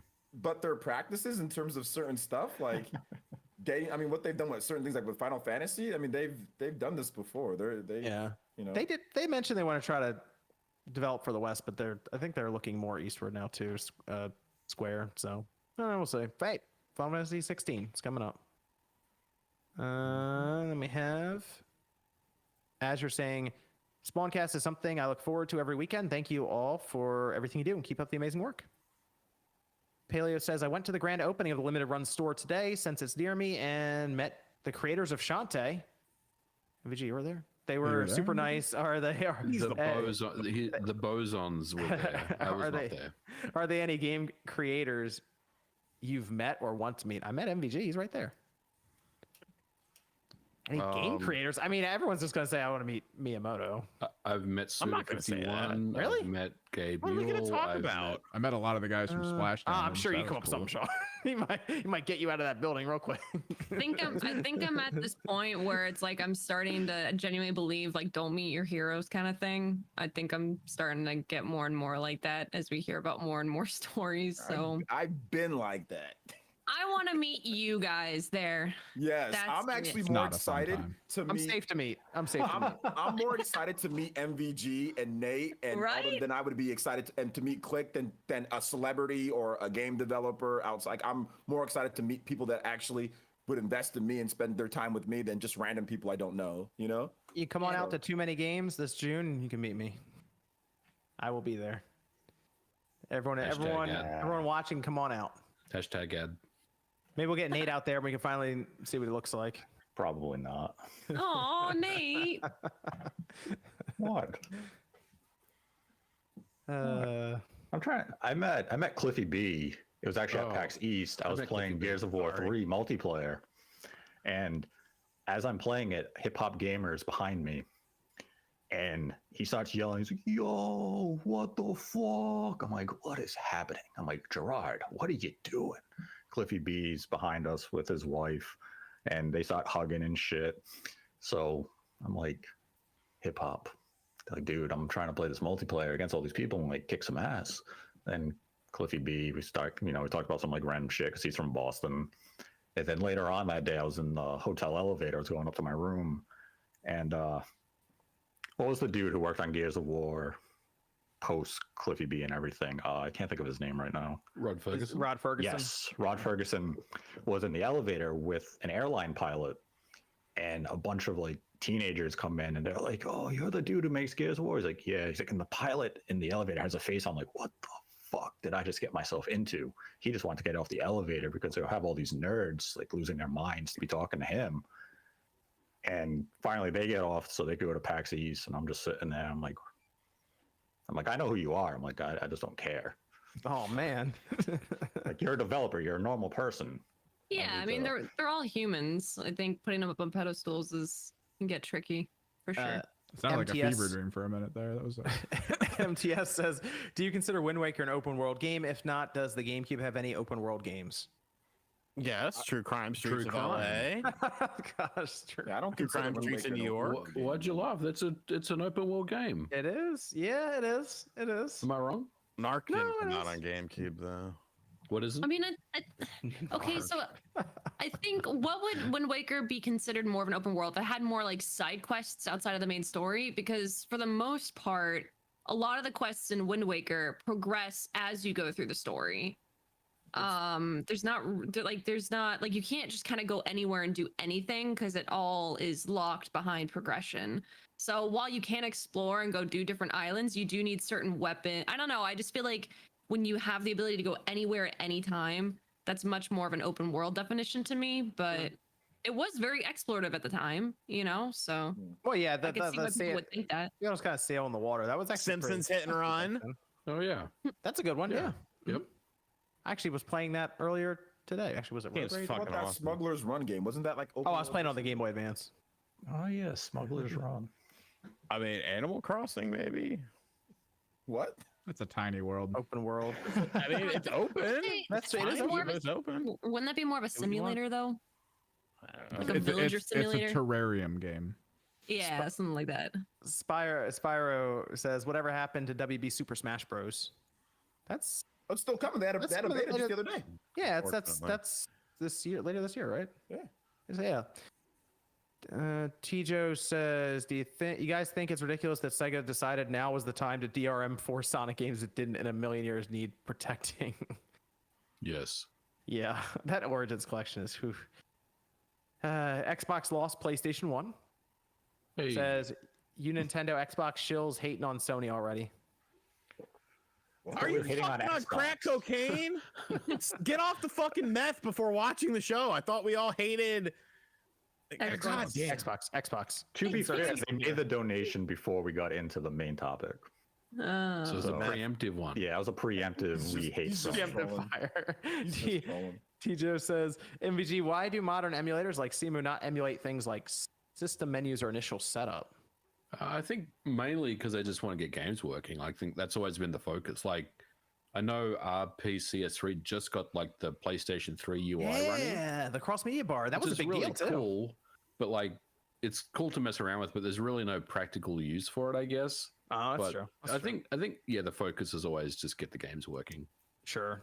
Yeah, that makes sense. And Console Gamer says, Platinumed Ghost of Tsushima after 3 weeks on PS5, trying to beat Iki Island before the physical release of Sifu comes out in a few days. Any tips for the physical release? Oh, for Sifu or Iki Island? Iki Island is that it's kind of short. I'll be honest. Like the DLC for that is not long. It maybe like 3 hours or so. It was quick. I went through it. If you just go through the quest points, you'll get done. For it's not long through the main quest. But Sifu, I don't tell you, you're just gonna get beaten up. I don't tell you, you're just gonna get crushed. Stick with it though, and go back and try to beat like at least through the club at a lower age. Like if you can get through to the club, dying once, you're in good shape for the rest of the game. Let's go to Switch Sports. It's out now. Well, it came out yesterday, but it's out now. And I know many of us have played it. Sean has been playing a lot of it. Nate played a bunch of it. OJ just got it, kind of like me. Well, I picked it up yesterday, but I got a chance to play a bit of it this morning. MVG, did you pick it up? Not yet. I am gonna get it, but I'm still playing this. I'm getting caught up to everyone. Oh, you're playing Kirby. Yeah, because Elden Ring took so much of my time, but I've got Kirby and I'm doing Ghostwire at the moment. But how you feeling with Kirby? Dude, I love it. Yeah, it's good, right? Awesome. It's freaking awesome. Yeah, I really like Kirby. it. It's a great palate cleanser after like 120 hours of Elden Ring. I'll tell you that. Yeah, Kirby is it's an entertaining game. It's not necessarily difficult, but it's a fun game. So I liked it. I don't know, it was good. There's still post game content I'm doing now on Kirby, but are you doing Ghostwire as well? Yep, playing that too. I like that. Actually, I like that quite a bit. I mean, I would say it's not Tengo's finest work. I think Evil Within 1 and 2 for me is still the better games, but I really enjoy Ghostwire a lot actually. I beat it a week or so ago. And it wasn't, I think it was like 17 or 18 hours. It wasn't like super long, but did you like it? I enjoyed it. I don't feel the pull to go back through and find all the spirits that they want me to, because it just feels like a lot. It feels like busy work at that point, but like I didn't feel like I had to run around and get them to beat the game. I did some of it, like I cleansed all the gates just because it was like, there they are. I'm just gonna run around, do the Ubisoft checklist real quick, and then I was like, let me just go through the rest of the game. Ending. It wasn't like not as bad as Far Cry's ending recently, but not that much better, to be honest. Well, it seems like because Deathloop had a weird ending too, right? Yeah, I didn't like Deathloop's ending either. I'm really let down by endings recently, so I hope God of War doesn't let me down. Same with freaking Breath of the Wild too. Yeah, man. Breath of the Wild 2. Breath of the Wild 2 TOO. 2 I should say. Yeah. Let's Evan, did you get Switch Sports? Not yet. Oh, not yet. Interesting. I didn't pay for the online for my Intriguing. Switch, so like I was just like, man, fuck it. Yeah, I think Nintendo has a package that's on my way, but it got delayed, so I think I'm picking it up tomorrow, and then I'll try it Monday. But I mean, I'm hearing great things. Everybody seems to be having fun. I was watching Bob and would play. They're having a lot of fun with it. What's everyone think about Switch Sports? I've played a total of 55 minutes in this game. It's pretty good. So basically, I've played the entire game. Yeah, you really have. I mean, it's fun. It's what sorry, I was reading a chat thing. Yes, Flash Gordon, if Starfield is generational, the Spawncast will give Microsoft credit. We don't hate Microsoft and Xbox. No, I think Switch Sports is fun. Hey, we may or may not hate Xbox. We may not hate Thank you. Xbox. But no, I think it's fun. It does what it sets out to do, and it plays pretty well. Some of the events, I don't really like the volleyball thing. That was a little too much going on with it. But like your classic events are good, and soccer is really fun. Like someone said, I don't remember, but it really feels like Rocket League without cars. That's the one I haven't. That just doesn't sound fun. But that's the one I haven't. But it is tried. fun. It's Rocket League without the fun. Okay, sorry. No, you are the car instead. But I'm the car in Rocket League. The thing is, and I've only seen people playing it, so you guys tell me, but the soccer thing looks very stop-start to me. Confused. It doesn't look kind of as fast flowing as Rocket League. Are you guys? Are you guys breaking out the leg strap for that? No. Interesting. What? How are you gotta playing wear it the then? leg strap. You can't play soccer with your arms. Yes, you can. No, If you're that's the like goalie. what? That's the whole point of soccer is not to play with your But arms. so you're swinging like this to kick. Yeah, I mean, you can put the leg strap on if you really want to get into it. I play video games to sit down and relax, not to fucking work out. So you like soccer, but you're not actually playing it correctly. I am playing it correctly. The game gives you the option to play with your hands. So when you bowl, you just do the little flick, right? Like you're not actually like the full arm. This doesn't seem realistic at all. Yeah, the leg strap. You're really supposed to just use the leg strap for shootout mode. You can't do shootout mode without the leg strap. Oh, okay. All right. So which one's your favorite sport right now? Tennis. Tennis. Okay. Not bowling. I like bowling, but I like tennis more because bowling there's a bunch of people playing with you, whereas tennis it's more of just a one-on-one setting. Well, really, I didn't even know this, but I just played someone and it was 2 people teamed up against me. So I defeated 2 children and ruined both of their nights, and that makes me happy.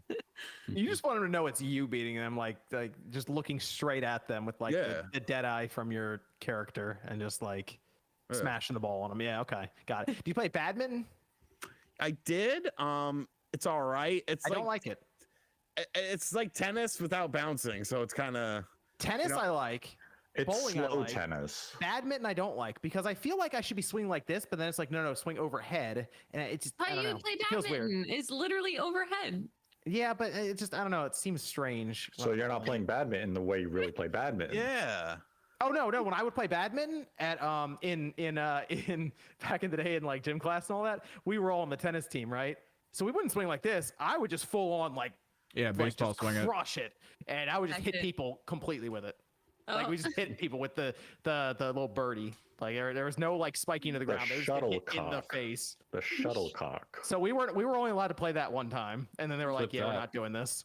And they were like, "Get the soccer ball out," and I was like, "Guess what I've done for 13 years leading up to this?" And and there were a lot of broken noses because you're allowed to shoot at the wall for points. So everyone had to line up on the sides, and you got to knock over the pins, or you got to shoot as hard as you want at the wall. I'm like, getting your nose broken. Guess what I can do? Like that from a soccer ball. Couldn't be me. He's secretly violent, but he hides behind the rules, so he can't get in trouble. It's like, I mean, if you break out a sport that I'm good at, it gets ugly. A kid in my gym class got his nose broken when we played handball. Soccer, I'm pretty good at. So. Oh man, I think the worst injury I've ever seen. I worked in the clinic, completely unrelated. Worked in the clinic in high school, and a girl came in, and they were playing basketball. This girl had fake nails on. That basketball, she went to catch it, decked her thumb, and it just ripped her whole entire nail out of her hand. That's why we stick to Switch Sports. Yes. Yep. No, I don't play basketball, nothing like that, but I'll play soccer and tennis and. Basketballs. I will make examples. Basketball's like the most fun. If you're good at basketball, it's like the most fun. See, I'm not very good at basketball. If you're so I don't not play basketball. short, I'm too short for basketball. Somehow lift me up, man. I'm not tall and I love basketball. I play basketball with all sorts. You can still be really good at what are shooting you, the ball. 5'9", 5'10"? I feel like you gotta be at least like 5'10" to make it. No, like, I've seen decent. little 5'5" guys. Muggsy Bogues. Yeah. Spud Webb. Muggsy. I don't know who any of these people are. You can still shoot the ball really, really well if you're. You just got to be able to shoot and you got to be quick. Okay, but no, shoot. But I'm talking about I can't do none of that cool stuff. You know, I can't be like Yeah. slam dunking unless someone's like standing on all fours and I use them like a freaking step stool, bro. I used to be able to, back in the day before I started smoking cigarettes heavy, I used to be able to touch rim. Really? Yeah. What? Okay. Amazing though. Yeah, I swear to God. And my buddy could dunk. My buddy was 6'2", I think he was, 6'1" or 6'2". And You he could touch dunk. rim? Yeah, I could touch rim. I'm what, that's cool, dude. like a Because I was- basketball hoop in the pool? No, we would go to we would just go High to school like hoop? no, it wasn't at high school. We would just go to like That's the place. you know the community basketball goal Yeah. that we had the Oh, okay, parks and stuff. Because I had people are gonna say that, but I have really good calf muscles because I was skateboarding. We would skateboard for hours and hours a day. So my calf muscles, like I still have them now. Like they got really big, so I could jump really high.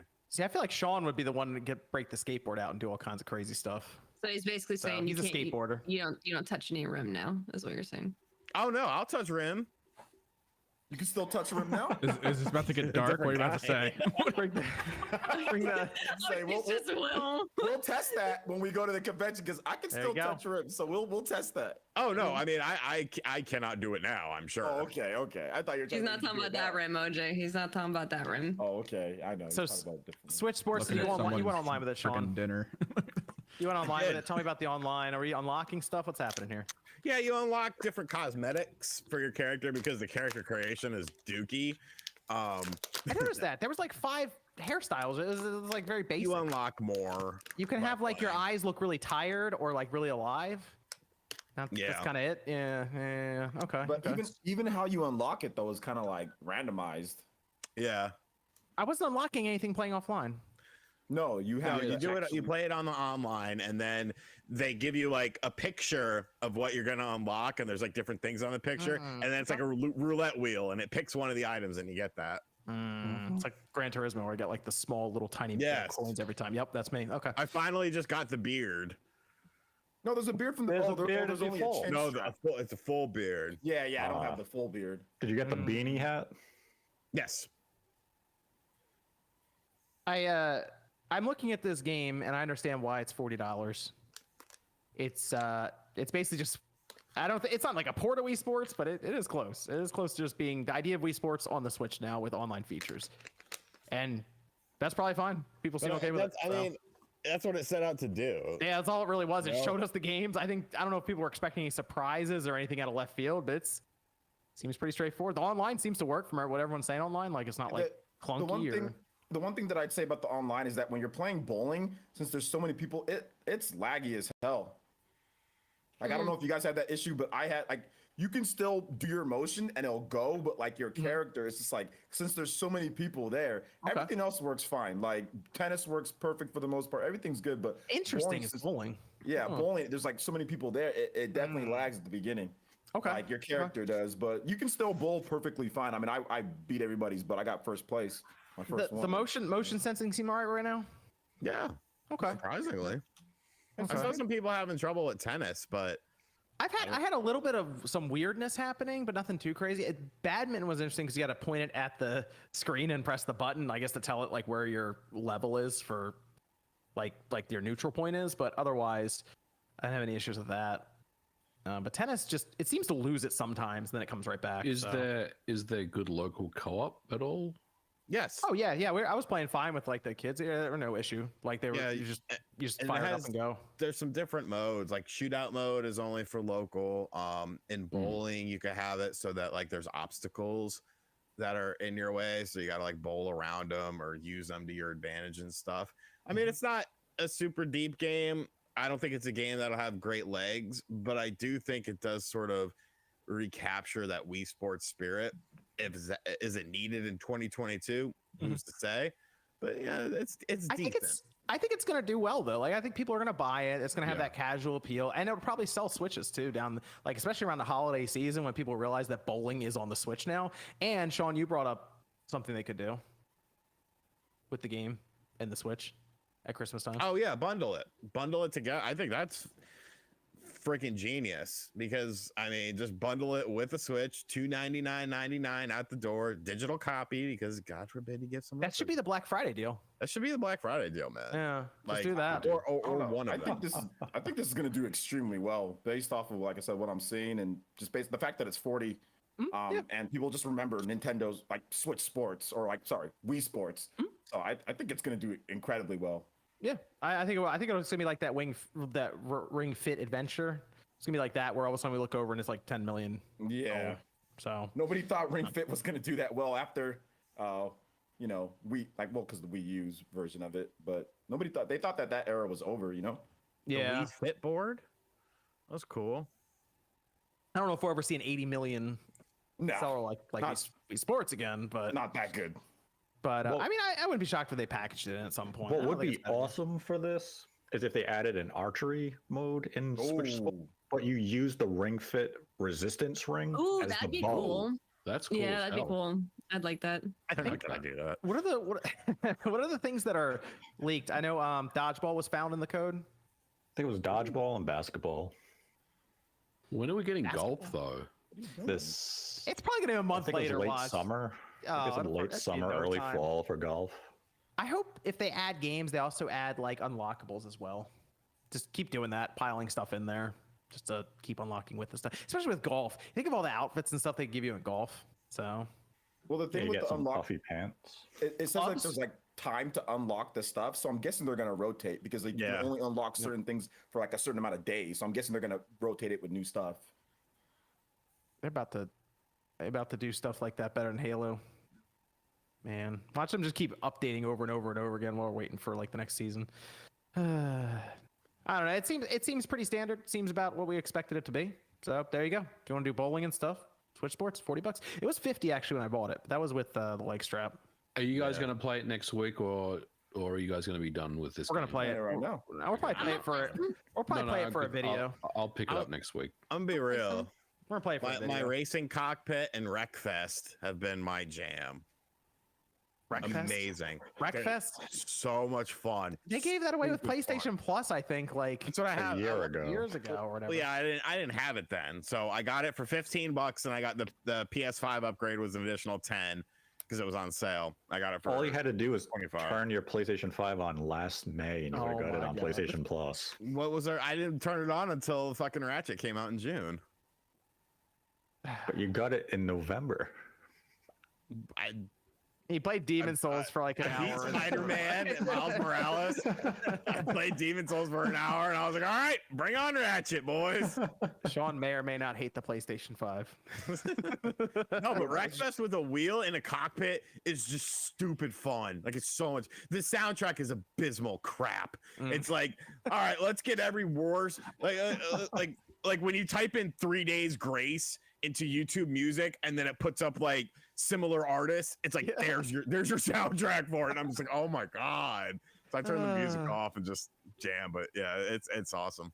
Let's go to Evan for Discord question. What sport do you think you'd be best at? Now? What, in life? I'm guessing right now. It probably. I mean, I actually looked into playing soccer again, but then the pandemic happened and that dream crumbled. So it'd probably be that. I'd probably look to go do that again. Golf caddy? I might actually take up golf. I might do that. You can be my caddy. Hitting that point. You're hitting that point. Golf. I don't know. I apparently could pay with like random games off the PlayStation Store that you've got to turn your system on to get.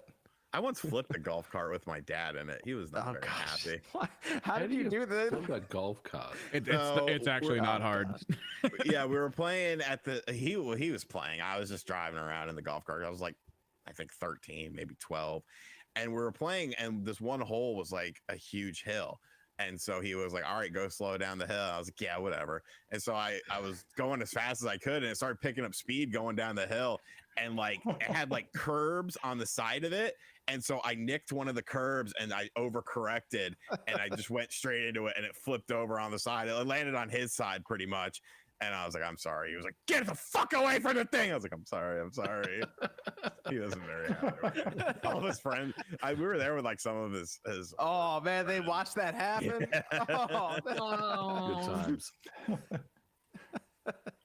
yeah, another one, Evan. Favorite video game movie, and then I guess and why is it the 1993 Mario Bros. Movie? But I'm guessing just general favorite video game. Video game movie? Street Fighter. I always like Mortal Kombat, the first one. Yeah, like Mortal Kombat. The first one kind of was. Mortal Kombat.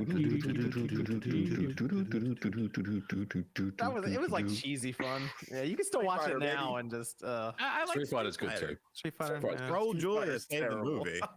It's not terrible. You had Fighter's Jean-Claude terrible. Van Damme who was on a fucking coke bender the whole time, so they had to do like fill-in shots with him for like some of the scenes. Ryu and Ken, they messed up the lore. They messed up, dude. That movie's terrible. They What's her face looked hot in it though? Who played Cammy? Kylie Minogue. Yeah. They even messed up Cammy.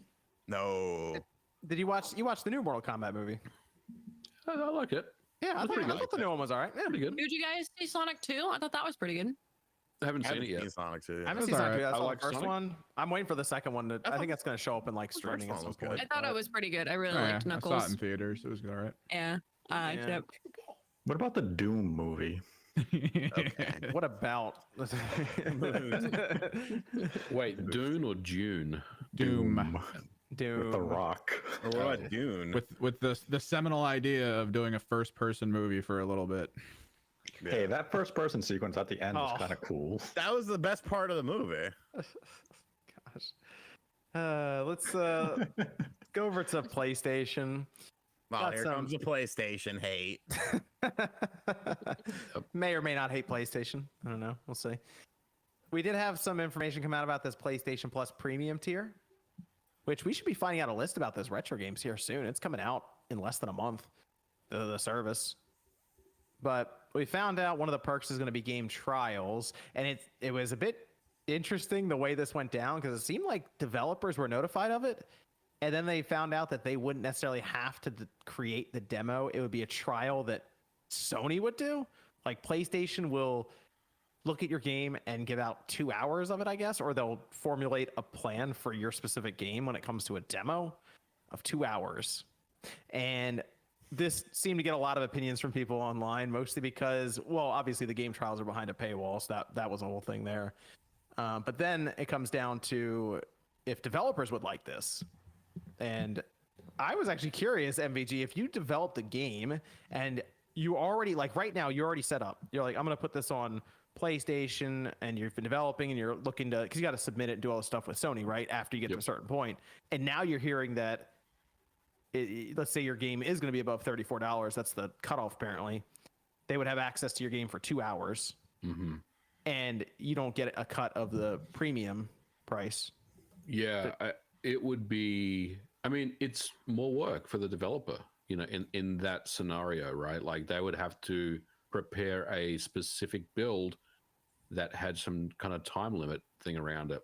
And I'm curious, MVG, I want to ask you, if right now they were like, let's just assume they're not paying the devs right next. Jeff Grubb says, we'll have to see if they pay it. We don't know yet, but it sounded like at first when we were going around, they weren't necessarily figuring that out yet. If you knew this right now and you're like, all right, they're gonna do it. They're gonna give 2 hours of this game out that I'm developing, and they're gonna decide what they give out. Would you say, no, hold on, I'm gonna spend the time to develop this, or would you say, go ahead, it's fine? I think it really depends on the situation. Like it depends on the game that's being developed, because you know there's probably some stuff in like Unity and Unreal Engine, right, that allows you to build out a timed release. But also, I mean, you also have to it's not a cut and dry response, because I think you ask 10 studios, you'll get different responses. Some studios may be more receptive to something like this, where they could say, yeah, this is a pretty cool idea. But think about the studio that's like, you know, I don't want to say crunching, but like they've got a pretty hard deadline coming up, right? Where they have to be razor focused on getting their games out. Being, you know, bringing something like this into the fray is something that could really take up some time, and honestly, it could push some dates. So I think it's not really a cut or dry response here. It really just depends on the developer, you know. Like if it was, if I think about my situation, and Sony came in, during the middle of, say, the Quake project or something that we were working on, that really would have messed us up. Like, because we had to get that game ready for like QuakeCon, right?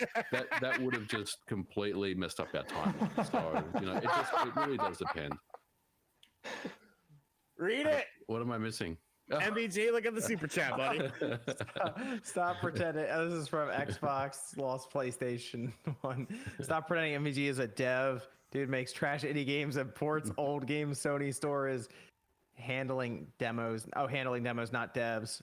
Blatant fake news. Nintendo. Thanks, shills. buddy. Thanks, Jim Ryan. I love you. That was my question. Is you think Take Two is gonna be like, oh yeah, that's cool. Go ahead, give out 2 hours of GTA 6.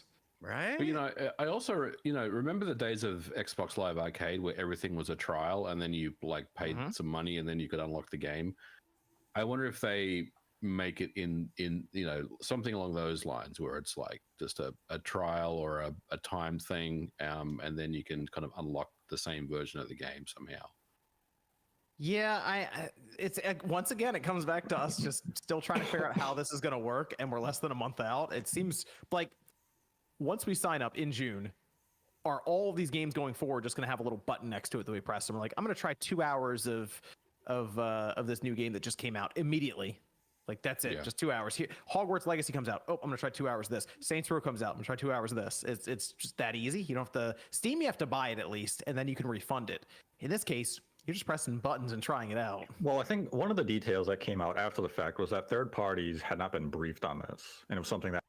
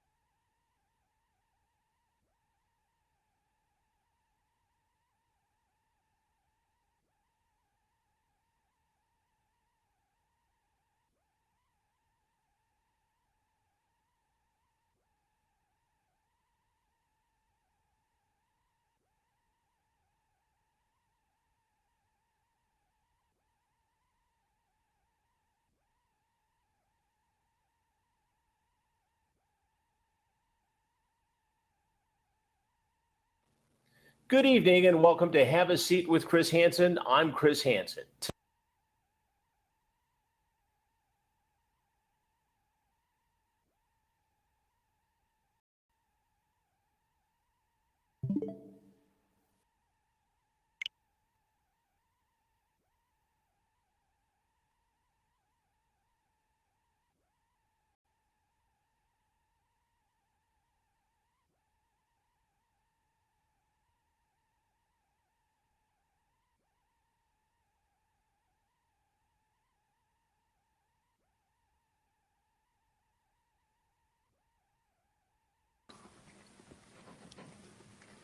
I remember that she said her grandma was gone or something, and I was going to go home, and she kept calling and said, please come over, please come over. I said, well, I'll come over just a little bit, and I'm going home.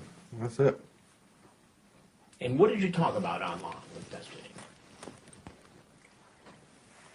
What she did, what I did, Like what?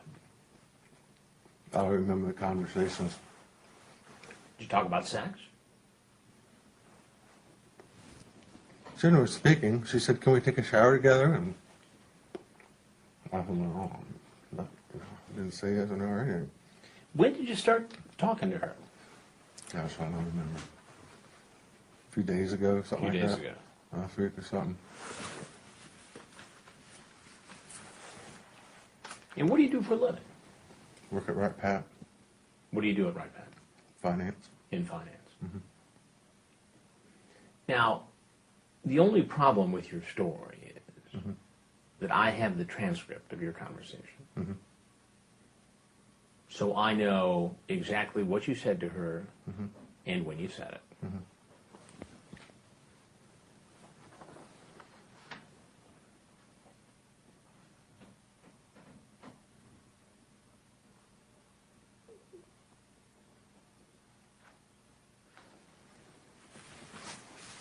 So you might as well just tell me the truth right now, what you had in mind. I did not have any sex in mind. Honestly, I did not. You talked about sex with her online. We may have, but I had no intention, sir. I had no intention. Did you send her any pictures? I had a picture online of me and a bird or something. Head on my shoulder. That's it. Just you and a bird. Yeah. All right. I want you to stay right there for just 1 second there. Okay.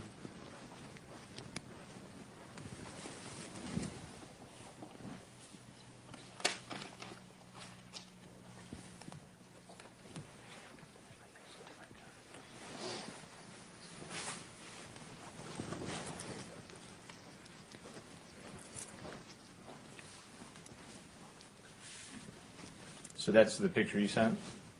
Yeah, that's the only one I have. And you said your name is Kevin? Mhm. And your last name, Kevin, is what? Westerbeck. Westerbeck.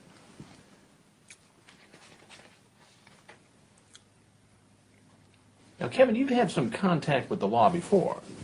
That's correct. Tell me about that.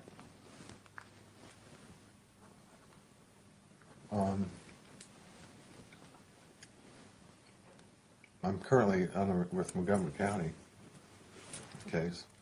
And what kind of a case is that?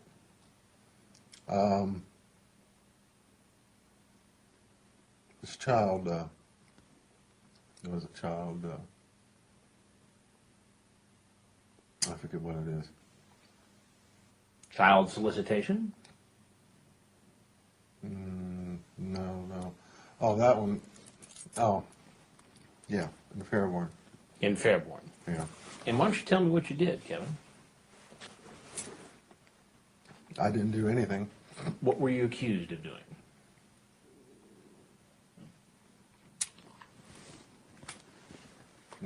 Importuning or something like that. Importuning? Well, tell it to me in regular terms. What did they say you did?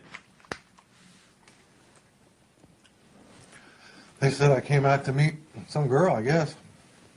So let me get this straight. You were accused of doing the very same thing that you're out doing tonight.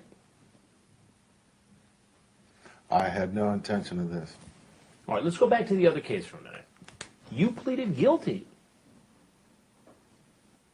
to solicitation of a minor for sex.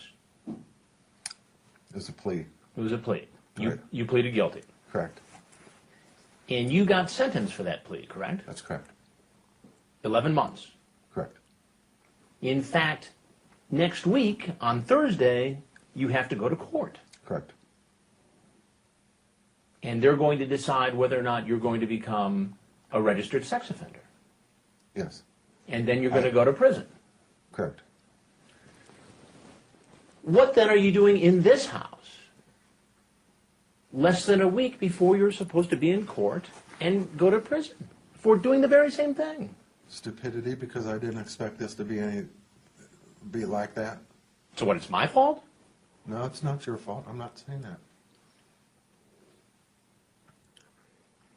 I'm not saying that.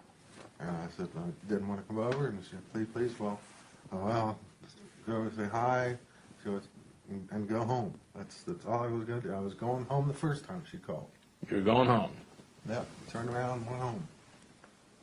Now, I have the transcript of your online conversation with Destiny. Mhm. And I guess you're Change for the Better 2006? Mhm. That's you, right? Mhm. That's your screen name? Correct. Okay. She says 13 female, Ohio. You, 27 male, Dayton. You're not 27, are you? No. But you said you were. Right. So that was a lie. Yeah, email crap or chat crap. You know. It's a lie. It's either the truth or it's a lie. Mhm. So it's a lie, isn't it?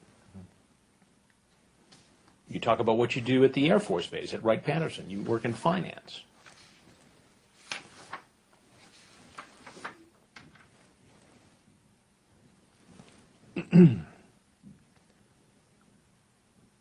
She says, I like kissing. You say, would you get naked?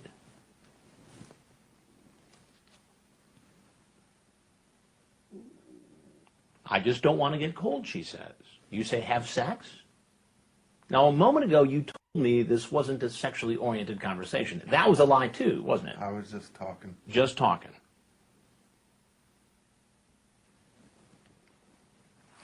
It would be fun, then, okay? You say, then I'm big. She says, really? Yeah, how? Then you give the dimension of your penis. That's not sexual? Just BS talk. Just BS talk. To me it was. Okay, so that BS talk got you sentenced to prison once already. And less than a week before you're supposed to go to court and prison, you are here in this house trying to meet a 13-year-old girl home alone. I'm stupid. I'm weak. It's just this. I have no intentions of having sex with her. Yeah. How can you say that? That's what it says, but I didn't. Why should I believe that? Because I'm telling you the truth. You didn't tell me the truth when you answered the first 6 questions I asked. You lied then. I don't remember what the whole conversations were. I'm being honest. You don't remember what our conversation was when you first came in? When I asked you how old the girl was, and you said 16, 17, 18, when you knew that she said she was 13? I don't remember that part, sir. Well, you want me to show it to you? I believe Here, you. want to see it? If you have the transcript, There I you go. believe you, sir. What is that? What is that number right there? Right there. What does that say? It's 13. 13. Okay.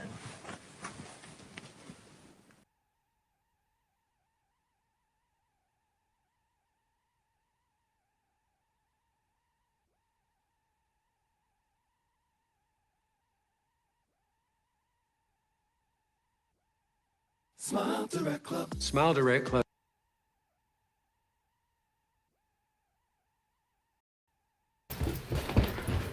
See if it's finally ready to come out of here. Wake your hands off, Becky. Are you ready to come out of there, Boogie? Oh, I'm ready.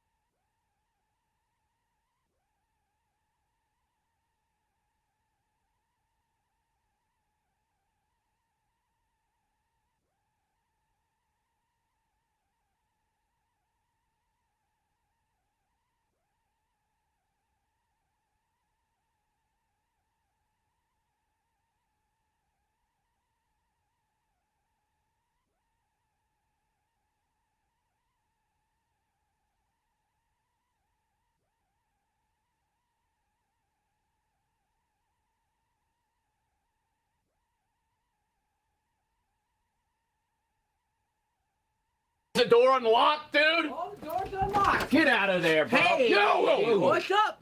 Yo. What's up, Doc? Yo, where did you get that? Where did I get this? Yeah. Oh, you want to know where I got this? I got it out of my lunch bag. No, Boogie, I'm serious. Did you get out of that prop room? Oh, no, this didn't come out of the prop room. This came out of your parents' room. Dude, that's a real gun. Yes, it That's is. a real gun. This No, was the Boogie. gun your Boogie. mom pulled on me. You understand that? Okay, I'm sorry about that. She was Swift, scared. Swift, Boogie. I want you to keep filming no matter what. All right. Okay, you What? keep that camera up, and I want you to Boogie, film this. drop okay? the gun. Okay, It's Boogie. Finale. I know it is. I know it is. Just don't you dare, Jesse. If you try to run, I will kill him if you get away. Boogie, please and don't if kill you me. try to get Boogie, away, I Boogie. will kill him. Do you understand? Boogie, this is not a series. This is not Psycho series. Put down the I freaking know. gun. Trust me, buddy. I know. I know, and that's why you better behave. What do you want, dude? What do you want from me? Oh, I want to know where the family is. Specifically, that father of yours. Where's he at right now? Dude, huh? we're winding down for bed, dude. You've done enough. I want you to just get the out of my house, bro. I haven't begun. Let me finish this up. Let me finish Get this. that out of my face! Boogie, put the gun down.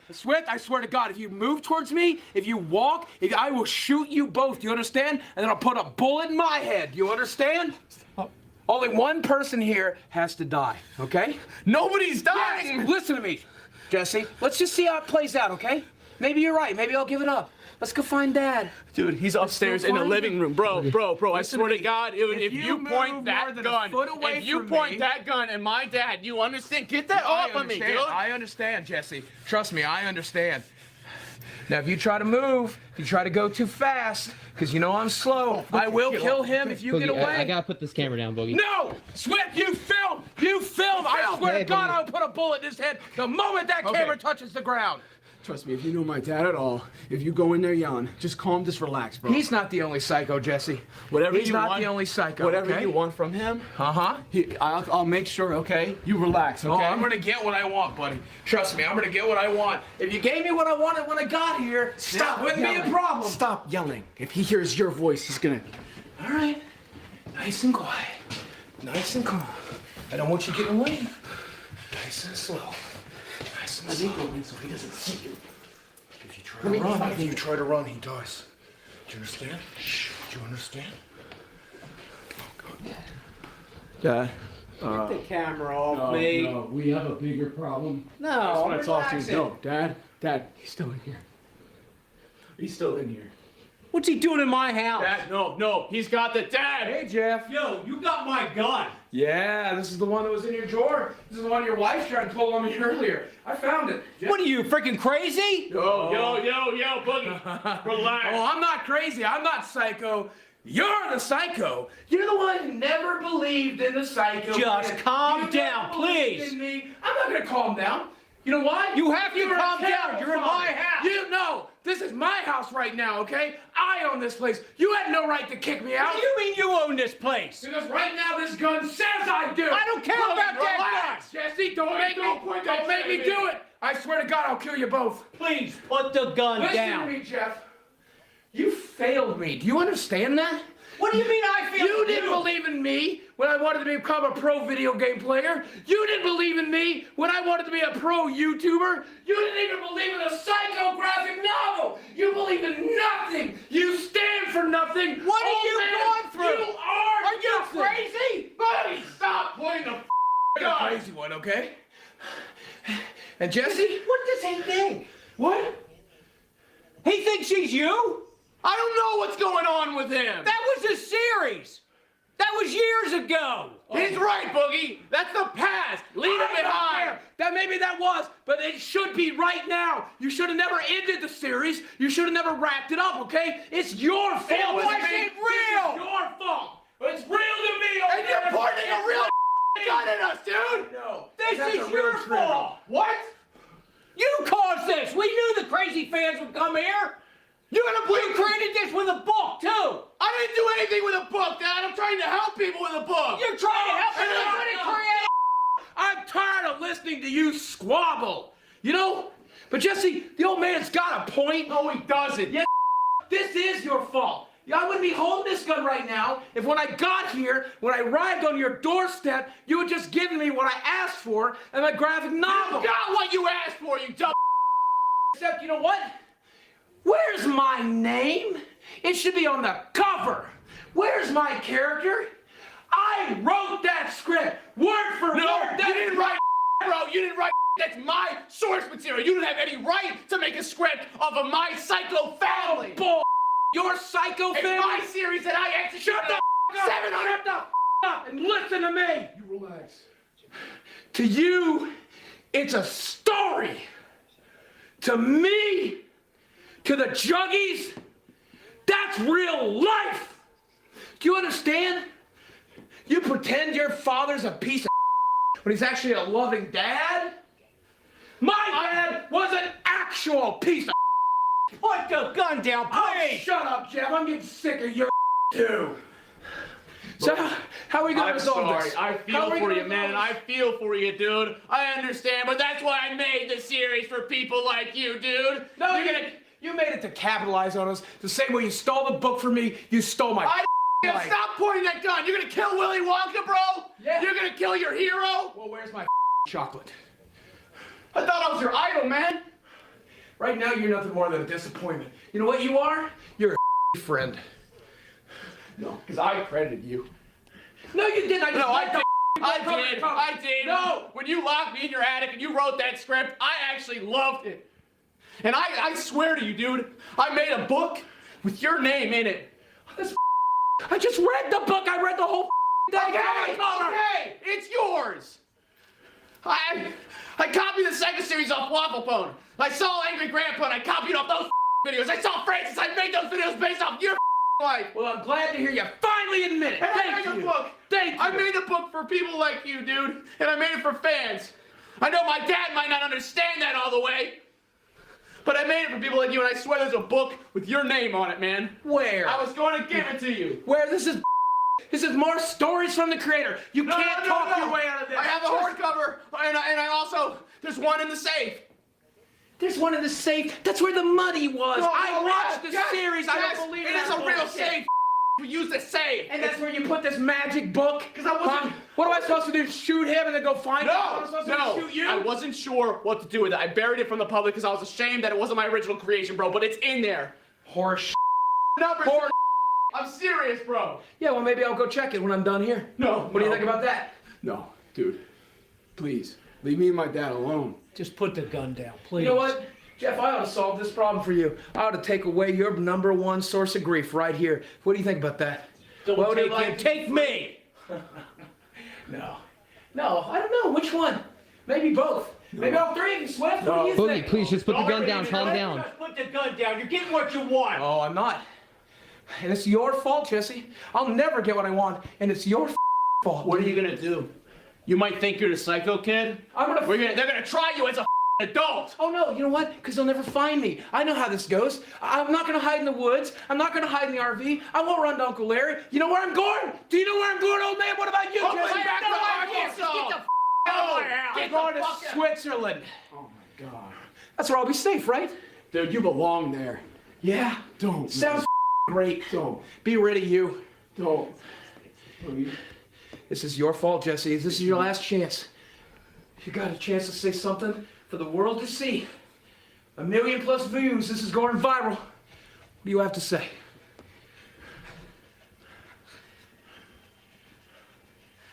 I failed you.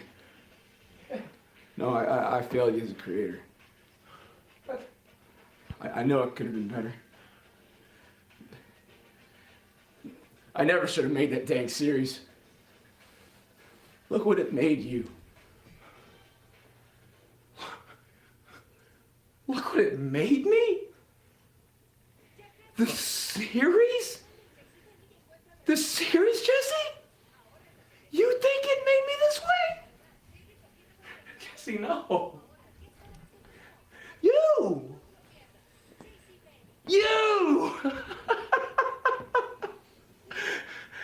You made me this way! You made me this way!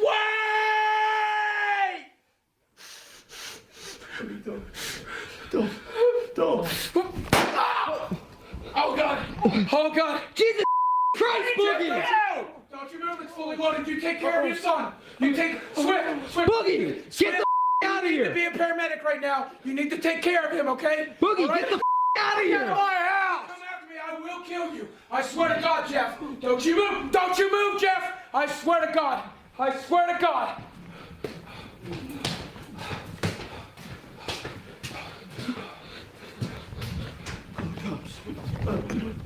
Jesse, you all right? Get him out of here.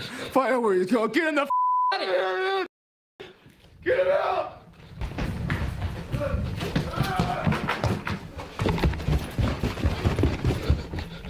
Oh my God. Oh my God, this is it. What the? What the? He's right. He was alive. What the? Boogie. Oh my God. What the? Back here, Swift. Don't make me into. Dude. Jesse. Are you all right? Yeah, I think. Oh, what the? It's a hardcover. I had the hardcover for it. I was gonna give it the hardcover. I think I'm all right. No, Jeff, listen, man. I didn't want to hurt you. I didn't want to hurt him. Okay? This is how. Get the out of here! Boogie, leave!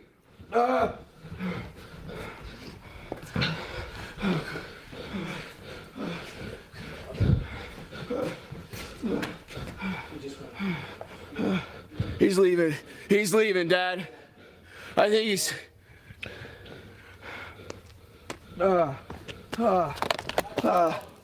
What? He left the gun. Jesus Christ. Are you all right? I'm fine.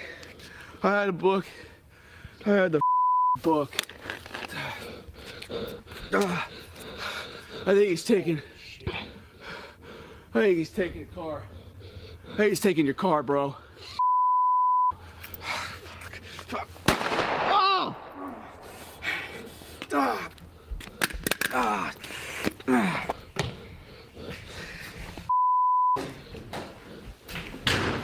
Ah! Ah! Yeah, I'm all right. Sorry. I'm sorry. I'm sorry about him. I know he's crazy. It's the crazy fans. That's what happens. I know. Told you this.